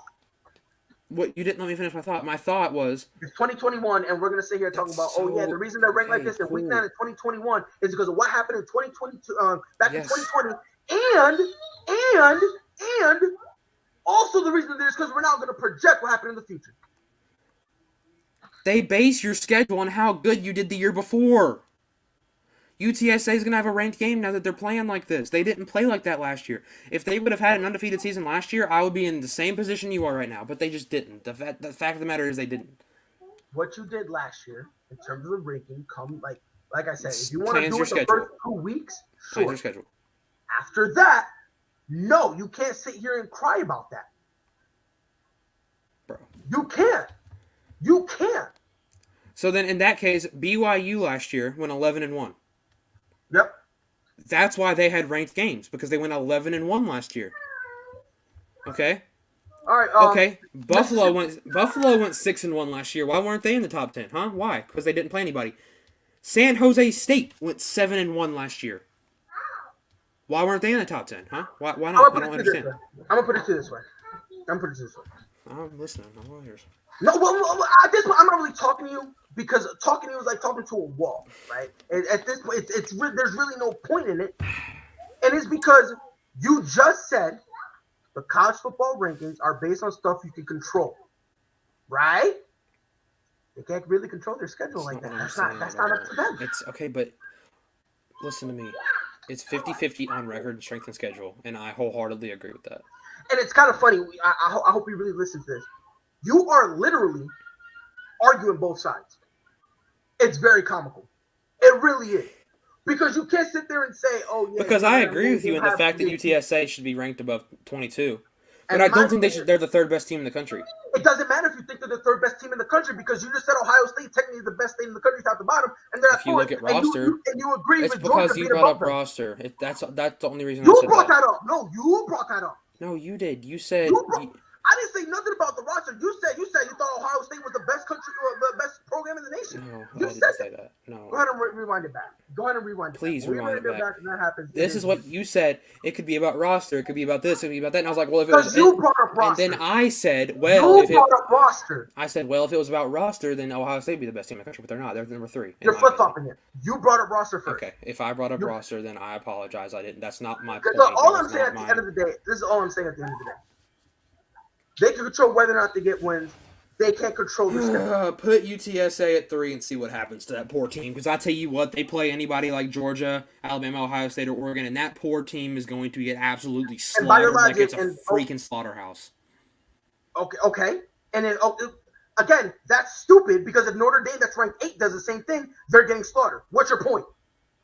My point is UTSA is not a top 3 team in the country. I say their record shows it. Oh my God, they have no convincing wins though. Like that's my point. You have no point whatsoever because yes, it is. Yes, 54-0, Illinois 37-30. Illinois is not ranked. So can I ask you a question? So if they beat because they play UAB, if they play UAB, that means nothing, right? They beat UAB? Yeah, that means nothing, right? What's UAB ranked, huh? What's UAB ranked? They're not ranked at all. There's my point. So it doesn't matter? I'm asking, It's does a it matter? non-ranked opponent. It's not a convincing win. I'm asking, yes or no? I'm just asking. It's not a convincing win, so there's your answer. Yes or no? It's not a convincing win. There's your answer. Just say yes or no. Don't try to sugarcoat it. Yes or no? Yes or no what? What's your question? Is that a convincing win? If they win, since they're unranked, it doesn't count, right? It's not that it doesn't. It doesn't really count. matter because they're not ranked, right? If Doesn't all really of that matter. if all of that didn't count, they wouldn't be 22 in the first place. I'm They'd still asking be you a unranked. question. If they beat UAB, since they're not ranked, doesn't really matter, right? And this is my answer. It's not that it doesn't matter. It's that the significance of it is not as much. That's Okay, my okay. point. So you literally That's just, just buddy. That's just okay. how it works. So The significance is more if doesn't you beat a matter. ranked Hold on, opponent. hold on. The significance doesn't matter. That's what you said, right? What? What did you say? So the significance doesn't matter, right? Yes. Because they're unranked, right? Okay. So okay. The significance matters. It's not as much as if So you let me beat a ask you a ranked question. opponent. So let me ask you a question. All right. By your logic, should we take that win away from Georgia then? Because Georgia beat them week 2. Should we take that away from them? No, I'm Now, saying that. Okay, this is why the significance is not as high. If that would have mattered, Georgia would have been number 1 week 2, but they weren't.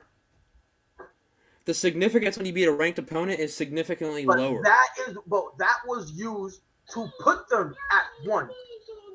No, that they win got 1 was like week huge. 7 or week 8. And what was the reason for it? Because they've been dominating all year, and they named UBA as one of the And teams. Alabama lost. Smoking herbs, man. That's You know, why. Wow. Bama lost. That's why they're number 1. At this, I don't know. Listen, we're gonna No, agree no, to no, disagree no. here. I'm And not. I'm in not. my opinion, strength of schedule is big because it shows the significance of each win. If you don't have a major significance behind your wins, there's no reason you need to be top 10. That's my opinion. I think that you need to earn it. You need to earn it. There's only 25 ranked teams in the country, but you got to earn it. Yes, you have to earn it. I'm not talking about the top 25. I'm talking about the top 4 more than anything because I think it's absolutely delusional that you think that they're a top 4 team. I never said they should be. Yes, you did. You literally said they were number 3. Rewind it and play back for me then. You said No, UTSA was the they third best should be team in the country. contention. I said they should be in the conversation for it. You said they were number 3. It came out of your Where's mouth. You Dante? said Go, matter of fact, go ask Dante. Because I personally feel like they're in contention for it. Because when you came in, me and Dante both okay. said, If you said they're not number 3, then what is their ranking? me and Dante said the same thing. 15, 16. You literally said just as when we started this conversation, UTSA was the third best team in the country. Now you're switching up on yourself. Do me a favor. Because the thing is, you don't even remember what you said. So I don't know how I expect you to remember what I said. Go back to read it. I never said they were the third best. Yes, Never you did. they You were the said third number best. 1 was Georgia. You said who did you say number 2 was? You I said number 2 was I said, Cincinnati. see, now you're switching it. That's cute. No, That's you cute. told That's cute. You're switching it. I said the 3 teams that are undefeated are Georgia, Cincinnati, and you said of those undefeated teams, how would you rank them? And I said of those 3 undefeated teams, I had Georgia at 1, Cincy at 2, and I had UTSA at 3. You said of those 3 because I said they were undefeated, but it's all right. No, but I said with your this is what went down. Okay, I said with your logic, what is your rankings? You said Go look at Rio's comment. He said UTSA over Bama ? I said based on record, and and again I didn't say that because I didn't mention Bama. Come on, bro, you're reaching so bad. You're fumbling because I didn't mention Bama. I didn't mention Bama. You're the one who was trying to inject Bama in the conversation. Bama's and number I was 2. talking about the 3 undefeated teams. See, I misunderstood you. I thought you were ranking the team. So if you're ranking right now, give me just off the top of your head. You don't have any stats in front of you. So you're telling me based on on what they're talking about, where I would put UTSA. Okay, listen, no, because you have a different what you think is different than the committee. In my world, and that's okay. I think records should matter. Okay. I think records should be number 1 thing you look at. All right, then so after that, you can dive deep into it. Okay, with that being said, what's your top 5 teams right now? My top 5? Just off the because you don't have any just off the top of your head. Georgia at 1. Right. I have Georgia at 1. I'll put Cincy at 3. Okay. I'll be honest with you, Cincy and Alabama for me is close. I think Cincy is that good. I like them. Put whoever you want, 2 or 3. It doesn't. Okay, so all right, we'll say Cincy 2, Bama 3. We'll say Bama 3, and then at 4 I'll put Ohio State. All right. At 4 Ohio State. I'm not a fan of Oregon. I think they're neither do I. I think they're a fluke. To me, I don't think people they're as good as people want them to I be. agree. And then Michigan, not State, Michigan. No. Okay. Yeah, Michigan. Who Michigan 6. Yeah, Michigan. Or 5. Sorry. At 5, and Michigan is who beat Michigan State because they're both 9-1. Correct. Michigan State lost to Purdue. Yes, which I don't get how Michigan State is above because Yeah, that doesn't make any sense to me either. That. But that's my thing. In terms of how I would legitimately rank UTSA, I think Top they 15. deserve to be a top 15 or even agree. a top 10. I don't agree with top 10. I agree with top 15. I put them at 10. That's just me because I feel like the record should matter. You know what I mean? My whole thing when it comes to this whole thing, if you look first at the schedule, I feel like it's messed up to do that because not everyone gets a hard team. Like not everyone gets a hard road, and I don't think it's fair to punish them for it. So if I had to give you my top 5, I'll just give you my top 10 because I have the list right here. You know what I mean? Right. Number 1 is Alabama. I'm just joking. Number 1's Georgia. Georgia's at 1. After that, there's many question marks. I feel like because right. And I'm gonna say number 2 is Alabama. That's fine. Number 3, I'm gonna say Ohio State. Okay. I'm gonna put Cincy at 4. Okay. Michigan 5. Because I got Michigan State right behind Michigan. Okay. Michigan 5. Mm-hmm. See, I almost want to put Oklahoma State there, but that's a big jump. They lost. I mean, if you want to put them at 10, I wouldn't be mad. I'll say Michigan 5. Got more because they lost to BYU, was it? Who? Oklahoma State? They lost to Iowa State, I believe. Or Oklahoma. No, it was Oklahoma. It was Oklahoma that lost to BYU. To BYU, yeah. No, wait, what? Oklahoma lost to Baylor. It was Baylor. Yes, Baylor. Yeah. I knew it was one of them. Was it? So, 5 is Michigan. Yeah. 6, Michigan State. Mm-hmm. 7, I think Wake Forest is 7. I like Wake Forest. I got them a little lower. Okay. But 7's not crazy. 7's not crazy. And then 8, Notre Dame. Yeah. And 9, Oklahoma State. And then 10, I'm going to put Ole Miss at 10. That's me. And I think just because of how Ole Miss plays against the ranked teams, that's just me. Because that, in my logic, that's how I put it. And the only thing I'm saying, it's not fair to have strength of schedule as number 1. And then if I had to say anything, UTSA is my probably 11 or 12. And that's because the thing is, me and Dante, me and Coach, we got it about the same. He got him at like 14. You have him at 10. I have him like 11 or 12. Yeah, like in my world, I would have them at 10th. At least give them some respect, right? Not like because Oklahoma's overrated as all get out. Let's be real. I've literally never watched a UTSA game. I've just watched their highlights and stuff. Oklahoma is just really bad. They're kind of. I don't want to say they're bad. This is a really hard season for college football. Like, there's a lot of good teams. Oh yeah. That's why I'm saying Oklahoma is not even up there. That's what I'm saying. Like compared to like the elite teams, Oklahoma kind of is bad. Compared to like Cincy, Bama, Georgia, Ohio State. Compared to those guys, even Oregon. I'll be honest with you. I like Oklahoma over Oregon. Really, I like Oregon over Oklahoma. But to me, that's a toss-up. That really to me that's a toss-up. A lot of people like Oregon better. I don't know. I don't know. I think I just like Oregon better because of Oklahoma State's close. And that's where I think they've played bad teams and had close games. That's where I don't think Oklahoma is as good of a team as Oregon. But we're gonna agree. And that's just because we have 2 different policies on what we rank them on. That's all that is. Because my only thing is like because it's easy just to say strength of schedule. Because if you say that, it kind of gives the big name program, it gives them an edge, and that's what I don't like about it. Because I'm like, if that's all we're gonna do, see, I think it should be that way. Huh? I think it should be that way. That's just my opinion. I don't think so. Like, I don't think UT Martin should be in competition for top 25 because they're 9-1. That's just my opinion. Right, but my thing is, it gets to a point where if a team is starting to look undefeated, they need some respect. And I just don't think it's very good. And like I said, I'm giving UTSA 11 or 12, and that's. I feel like like I said, in my perfect world, in my perfect world, people will respect rankings So more. so you still think Alabama is a top 4 team, even with the loss against A&M? Eh? Eh? Slightly. So do you think Bama so? Say we rank Bama at 3, okay, Mhm. and they play Cincy in the Mhm. playoff. Who wins? In the playoffs, Like in the I'm taking playoff? Cincy. I'm Really? taking Cincy, but for me, and I'm in the minority when I say this, I think it's close. And I I don't think Alabama wins by 10 plus. I don't think so. See, the thing I about don't think Cincinnati is so. see, they just have to prove it to me that they can beat a good team consistently. You know what I'm saying? Which and like me, like when I watch them, I feel like they're already a good team.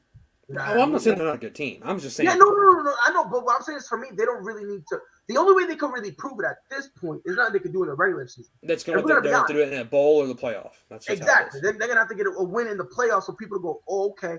I mean, that might And not I'm going even to be say this: enough. the Some only people, they way might have since he gets in to is if Ohio State loses to Michigan State this week, I think the last 2 games of or Ohio State- Oregon. Who does Oregon play the last 2 games? I'll tell you right Uh, now. I'll tell you right now. But I know, I'm going to tell you if there's any team that I have any speculation, I'm taking them over Oregon. yeah, because the thing is I I'm not know. high on Oregon. I was I'm surprised they even beat Ohio State. I think that was just a fluke game. So you said Oregon. Oregon. Yeah. Oh, by the way, Ohio, they play Michigan. And then Michigan State, or Michigan State and then Michigan, something like that. Yes, Michigan State, then Michigan, which is funny. See, You okay, said and- Ohio. Yeah. See, that's those are big wins if they. Those two, they're gonna need it because, dare I say, those games might have implications with their playoffs. Alabama might not even if they win both of those, they might jump Bama for 2, because Bama's playing Arkansas and Auburn. Not even close to Michigan State. Nah, they won't. You don't think they'll jump Bama? No. I don't know. If Bama splits, yes. But if they I don't think Bama's no. going to split though. I don't think Bama's going to split. No. Let's talk about UFC, shall we? Yeah. We kind of got a little. No, 100% Gaethje deserves it. Yeah, I don't.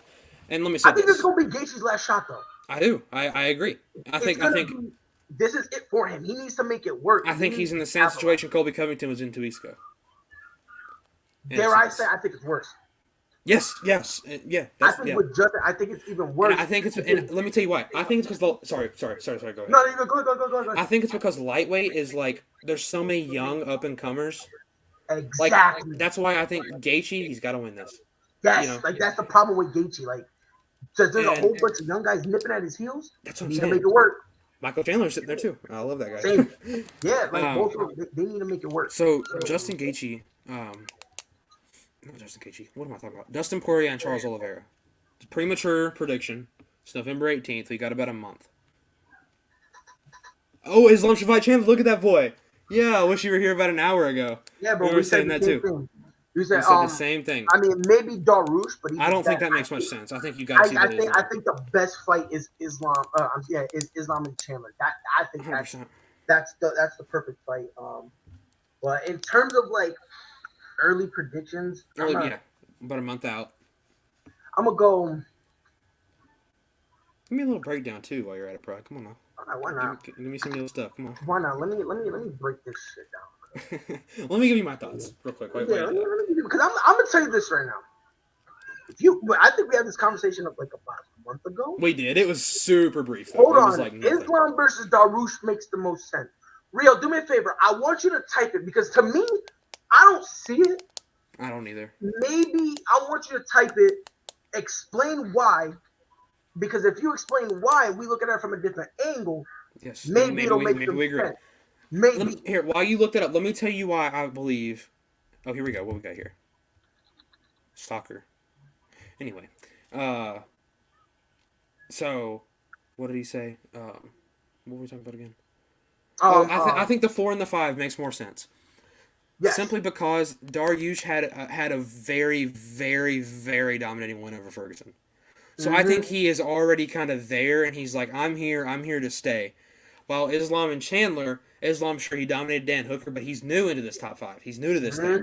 So he's gotta That's it. prove that he needs to stay. That's why, and Chandler's coming off a loss. I think that's why it makes the most sense.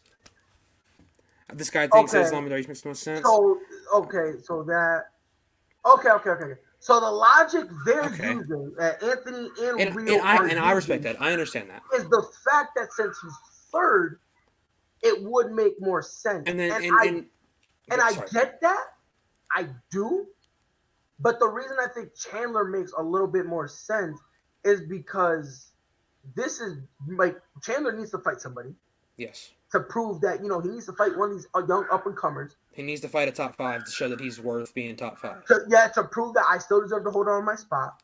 Because you got to think And he's off two losses now. right, and Islam needs to fight a guy like Chandler who has an impressive career, who already had a title fight to get the win to prove that he deserves to be not only in the top 5, but that he deserves a title shot. Now, Exactly. the argument you guys are making, since It's valid. It's a valid argument. Yeah, and I get it. I get it. Chandler versus Islam would be Yes, badass. that It would would be be wrestling awesome. versus I wrestling. It would would love be. that. It really would be. But on top of that, Michael Chandler will bang with you. Yeah. It will bang, and it'll also show us. And can that's why I Islam want to see a handle Chandler that? Poirier. I want to see Chandler Poirier so bad. Like that's literally So my bad. dream fight. So That's bad. my dream. Dana, give it to us and we'll leave you alone. I For promise. real. Yeah, I will never say anything about Uncle Dana.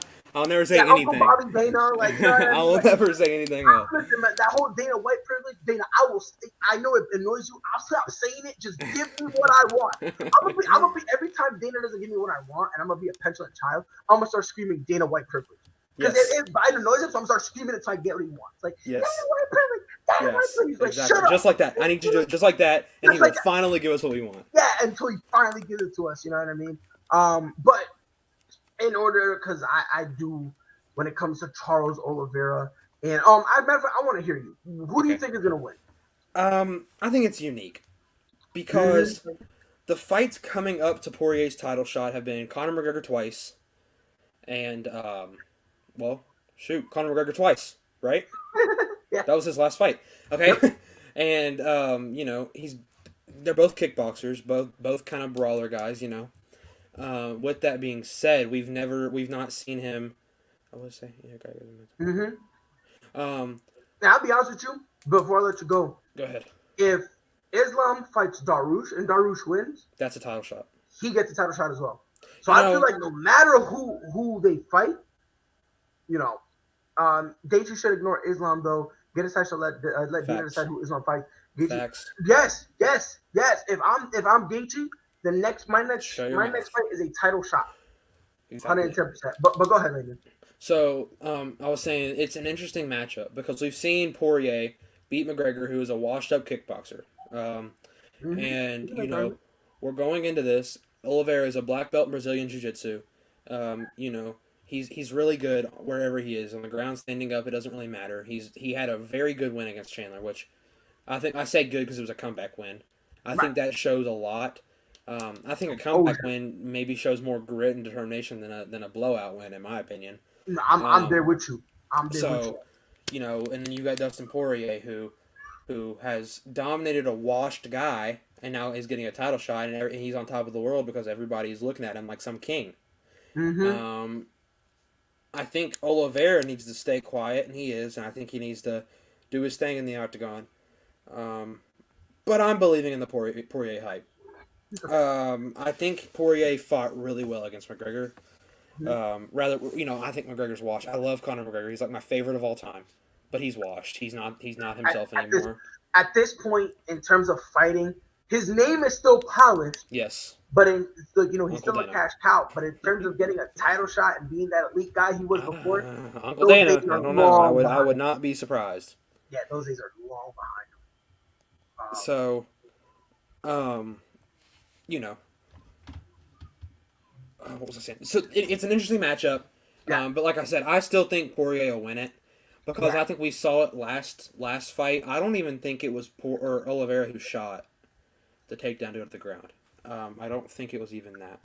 Right.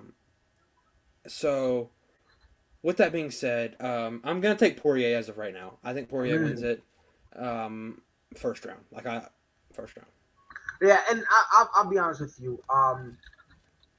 If you asked me this 2 weeks ago, I would have said Dustin. Yes. I would have.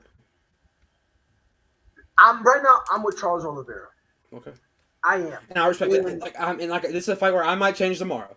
Yeah, because here's the thing.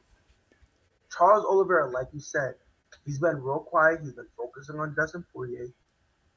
Dustin Poirier's still chatting to Michael Chandler, Justin Gaethje, Conor McGregor.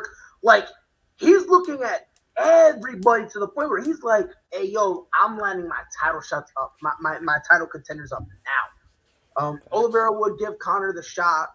He wouldn't turn down that type of money. That's facts. That's facts. And to be honest, it would be. And honestly, I wouldn't like it. Oliveira would whoop Conor so bad, like it would be. I think so. As long as Oliveira's special, man. He's slept on. As long as he works his Brazilian jiu-jitsu, Conor. That's what I'm saying with this fight. He's got to work that jiu-jitsu into a title shot. Well, Damien, here's the thing. It really isn't the fact that he's got to buy his way into the title shot.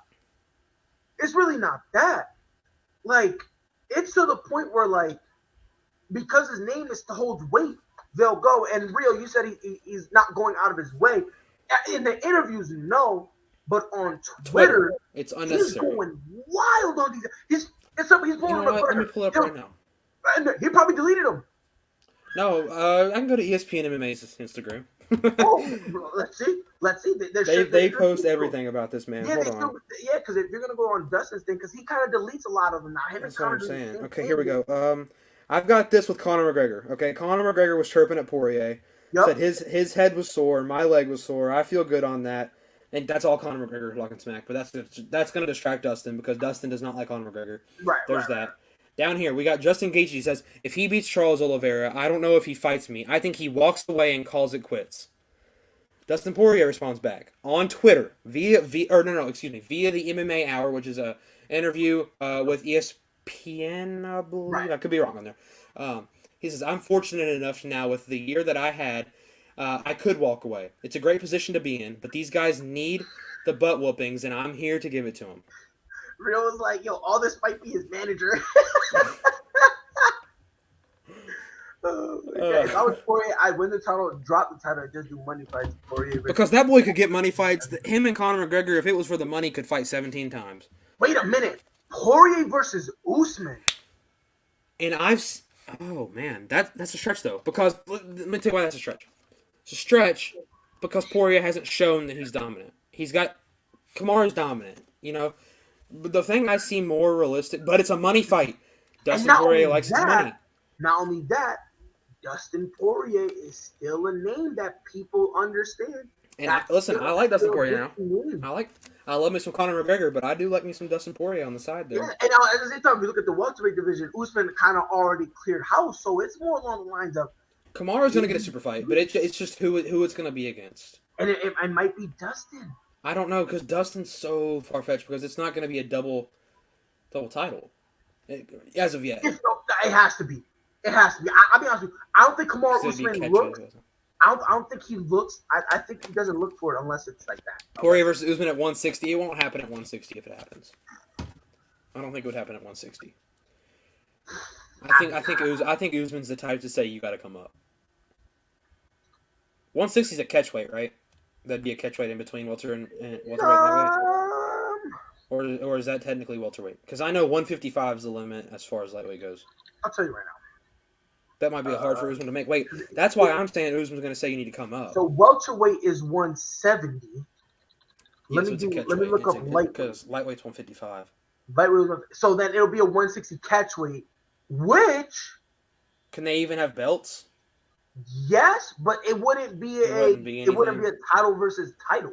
That's what I'm saying. There's no significance. So if both these guys have the title, but I wouldn't mind that. No, I would love it as a fan. I wouldn't. Yeah, I wouldn't. I mean, you're right. It doesn't have no significance because at the end of the day, it makes absolutely no sense. If Usman wins or loses, he still keeps the belt, and if Dustin's the champion, win or lose, he still keeps the belt. It's literally just an unnecessary loss on both of these guys' great records. That's all it is. Right, but for Dustin Poirier, that'll be a great win for him. Look, I mean, it shows stuff, but could you imagine if he went up to welterweight and took the belt? That would show even more. And that's the thing. That's something Dustin Poirier needs to consider. Let's say he loses to Charles Oliveira. Move up because welterweight's more open than lightweight is right now. Way more open. Way more open. We might not. Yeah, I did hear about that. He is taking time off, which is okay. You know what could happen? We could see a welterweight interim. Because you don't think so? Because I don't think Dana's gonna want welterweight out of the equation for long. Because welterweight, really, you don't think we see a welterweight title until next summer. No, until summer, because this is what I think will happen. I mean, I guess because we got to see a lot of contenders work. Not only that, they're gonna fight guys. You know, they're gonna fight. Let's say let's give him August, right? Let's say August. Let's say he's gonna fight August, right? Okay, May or June. There should be a number one contender fight. And that's like not an interim, but it's like it's a number right one now. It would be like Colby versus. It'll probably be maybe Colby versus Edward, Burns versus Edward. Ooh, but give Vicente Luque an opportunity. Vicente Luque versus Leon Edwards. That's the fight. And if you do that, unless that's the number one contendership, get some unless the rarity that Colby fights again before that, which I don't.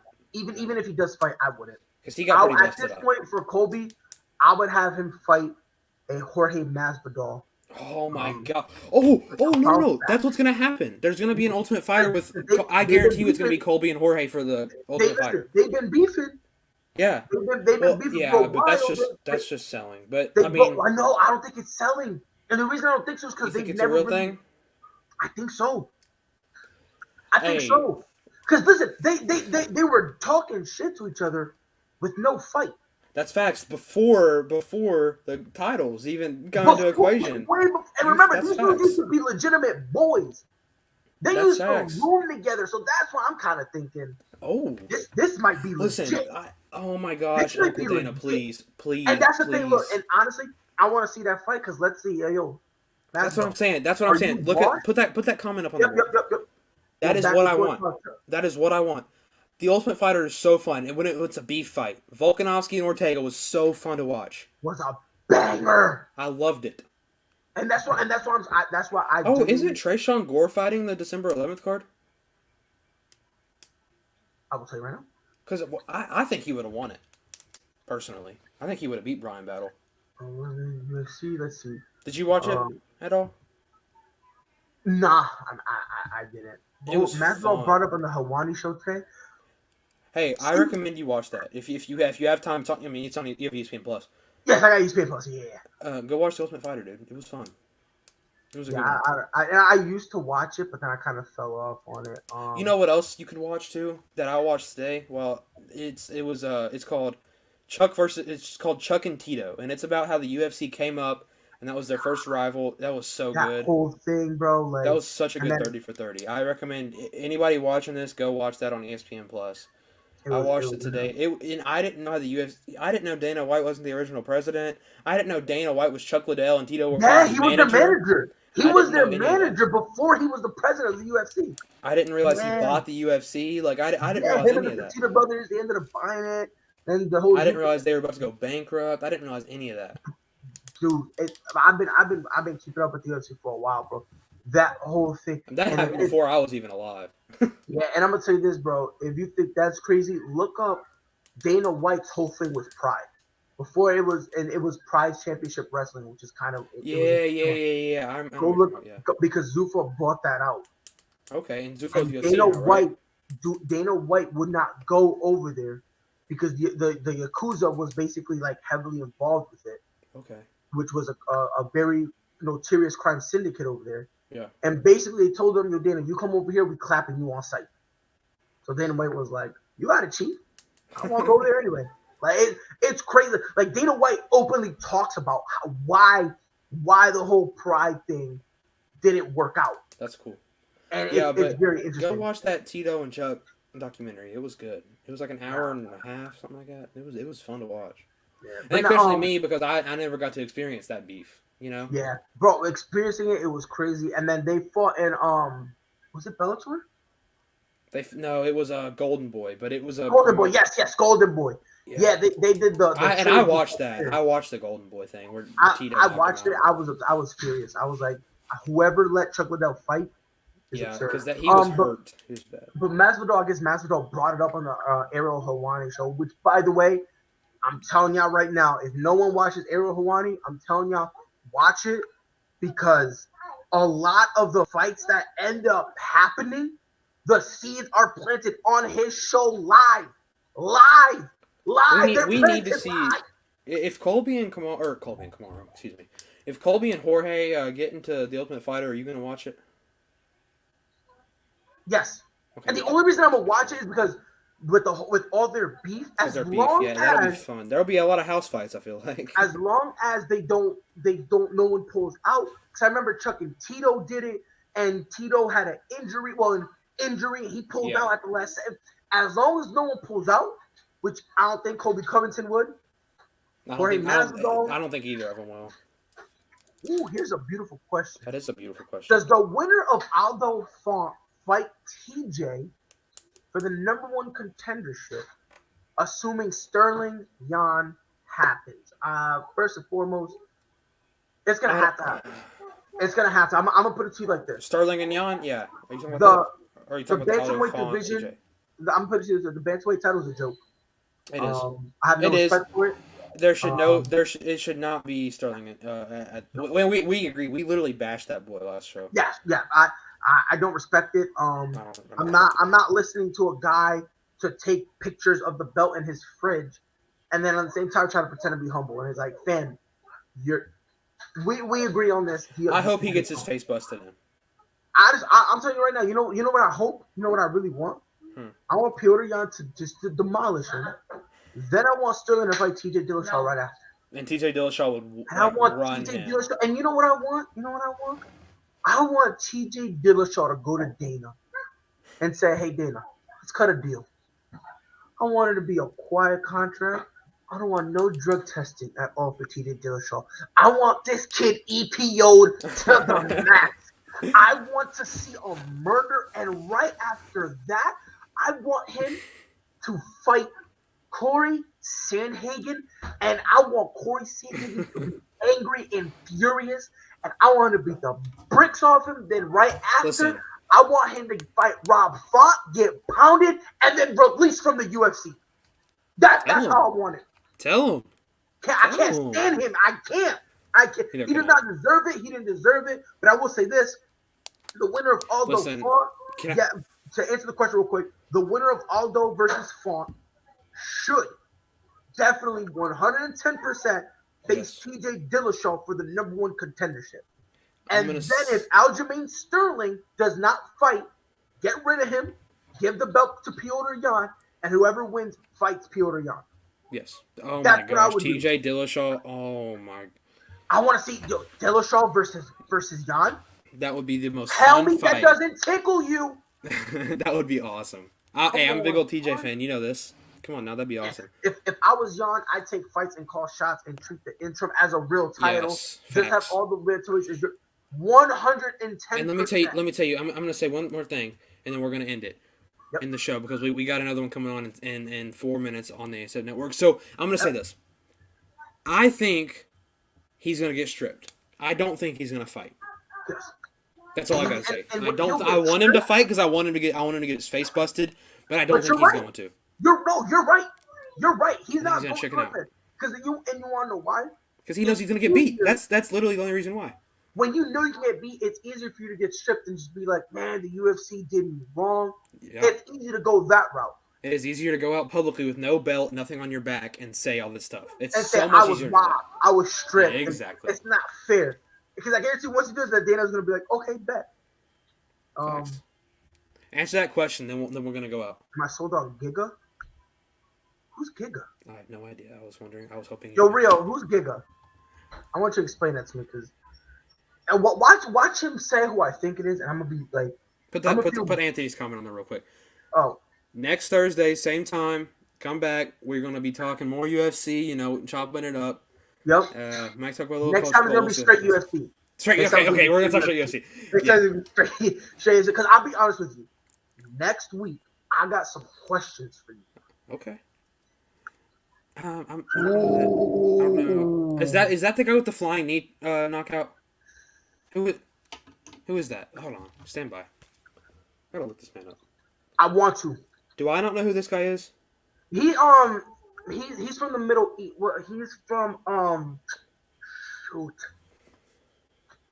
Oh yeah. Yeah, I know this guy now. Yeah. I'm not sold on him yet. No, He's a. I'm with you there. He's fighting Qatar in January. If he beats Qatar, I'm sold then, but I'm not sold now. Qatar is a top 5 guy. He's a top 5 guy. Yes. Okay. Now I know that he said that. Yeah. I'm not sold yet. I'm not sold just yet. I remember now. Yeah, but I'll be honest with you. I'm not fully sold, but I'm getting there. Yes, exactly. Him, I'm trending up with him. Like you just said, he KO'd Edson Barboza. Edson Barboza is overrated in my opinion, though. I never believed the hype. I get what you're saying, but I still think he's good enough where if he the ranking's the ranking. No, not even just the rankings. I just think him as a fighter right now, he's still good enough that if you get a win over him, it still means something. Okay. Yeah. You know, I mean, it's not the end all be all, but it holds some weight to it. I want to see how he does against Qatar. Yes, I will be sold if that happens. Sorry, I did not know who that was at first, and I looked him up, saw his face. Okay. Yeah. But now I'm telling you, I'll be honest. I like this guy. I have him over Qatar. I do. He's gonna get Qatar, because Qatar just lost to Holloway too. His last fight, he lost to Holloway. Thanks. And that's gonna be interesting. I'm with you. I think he beats Qatar. I do. Yeah, he's raw. He is raw. Like, oh my God, he is, and I like him. But before I send this man up to the moon, I want to see how he fights out. Exactly. I want to see how he does against a top 5 guy. Let's see how he is, and we go from there because I mean, yeah, people are calling Qatar out. But it's because of the last performance we saw from both the guys. That's all it is. And sure, he fought Holloway, but still. Yeah, I mean, people expected him to handle his own, and it was. Not. He didn't. He didn't handle his own. Yeah, 100%. Yeah, it was ugly. But next week we'll be here. We want everybody back because the chat was active and that made this show 10 times better. Yeah, I think we're getting our name out there now a little bit. It's a new show. We are. And I'm telling you right now, next week, Landon, there's one question I'm gonna have for you. All right, I'm ready for it. Because I'm curious how. Well, we kind of touched on it before. Oh no, we're not gonna be able to do next week. Why? Because I'm gonna be out of town. Ask a question. We're not in a hurry. Do you have somewhere to be? We got 3 minutes until we hit the 2 hour mark. Ask the question. Let me ask you a question. I'm ready. Last one. We'll make it quick. Usman has been struck. So let's say Usman loses to Covington. Usman's not gonna lose. Right? Like he did last week or 2 weeks ago. Say he did or he does. No. I'm saying because let's say because of the Ultimate Fighter thing. If that happens, and let's say Colby gets the And let's say Colby beats him, right?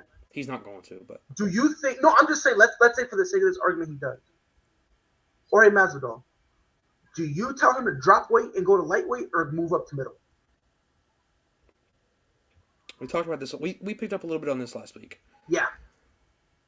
I think because here's the thing. I think if you can make it, you need to go to lightweight. Think so? Because I'll be honest with you. Me, to lightweight the champion, you can beat the champion, but the road is harder. But if you go to middleweight, you get the shot earlier. But Izzy is so good. Can you beat Izzy? Izzy is so dominant. Like that is the question for me. Like, because I'll be honest with you, outside of Whitaker. Yeah, see, he said Masvidal can't make 55. That's my thing. That's why if he can make it, then do it. But if he can't make it, then you got to go to middleweight. But he can't stay in welterweight because his reign's about done. I'll be honest with you. If he goes to Dana and says, "Yo, I can do it for I want to try for 3 fights," I think he can do it. Yeah. Okay. I think for 3. Yeah. Now, if Dana starts saying, "Yeah, you got to do 5, 6, 7," he's not going to do it. I almost think that the road in lightweight is easier, but it's going to be more quantity, less quality. Because think, I mean, That's what I'm saying. That's what I'm He's saying. in Like, the if he fights 20. Izzy, no. Like, no. He is I the don't think toughest. anybody in the welterweight can beat Izzy. I said that last week. So let me flip the question. We got 1 more minute. Let's flip the question. If Colby Covington loses, does he stay in welterweight or do you have him done? Because I'll be honest with you. He's done.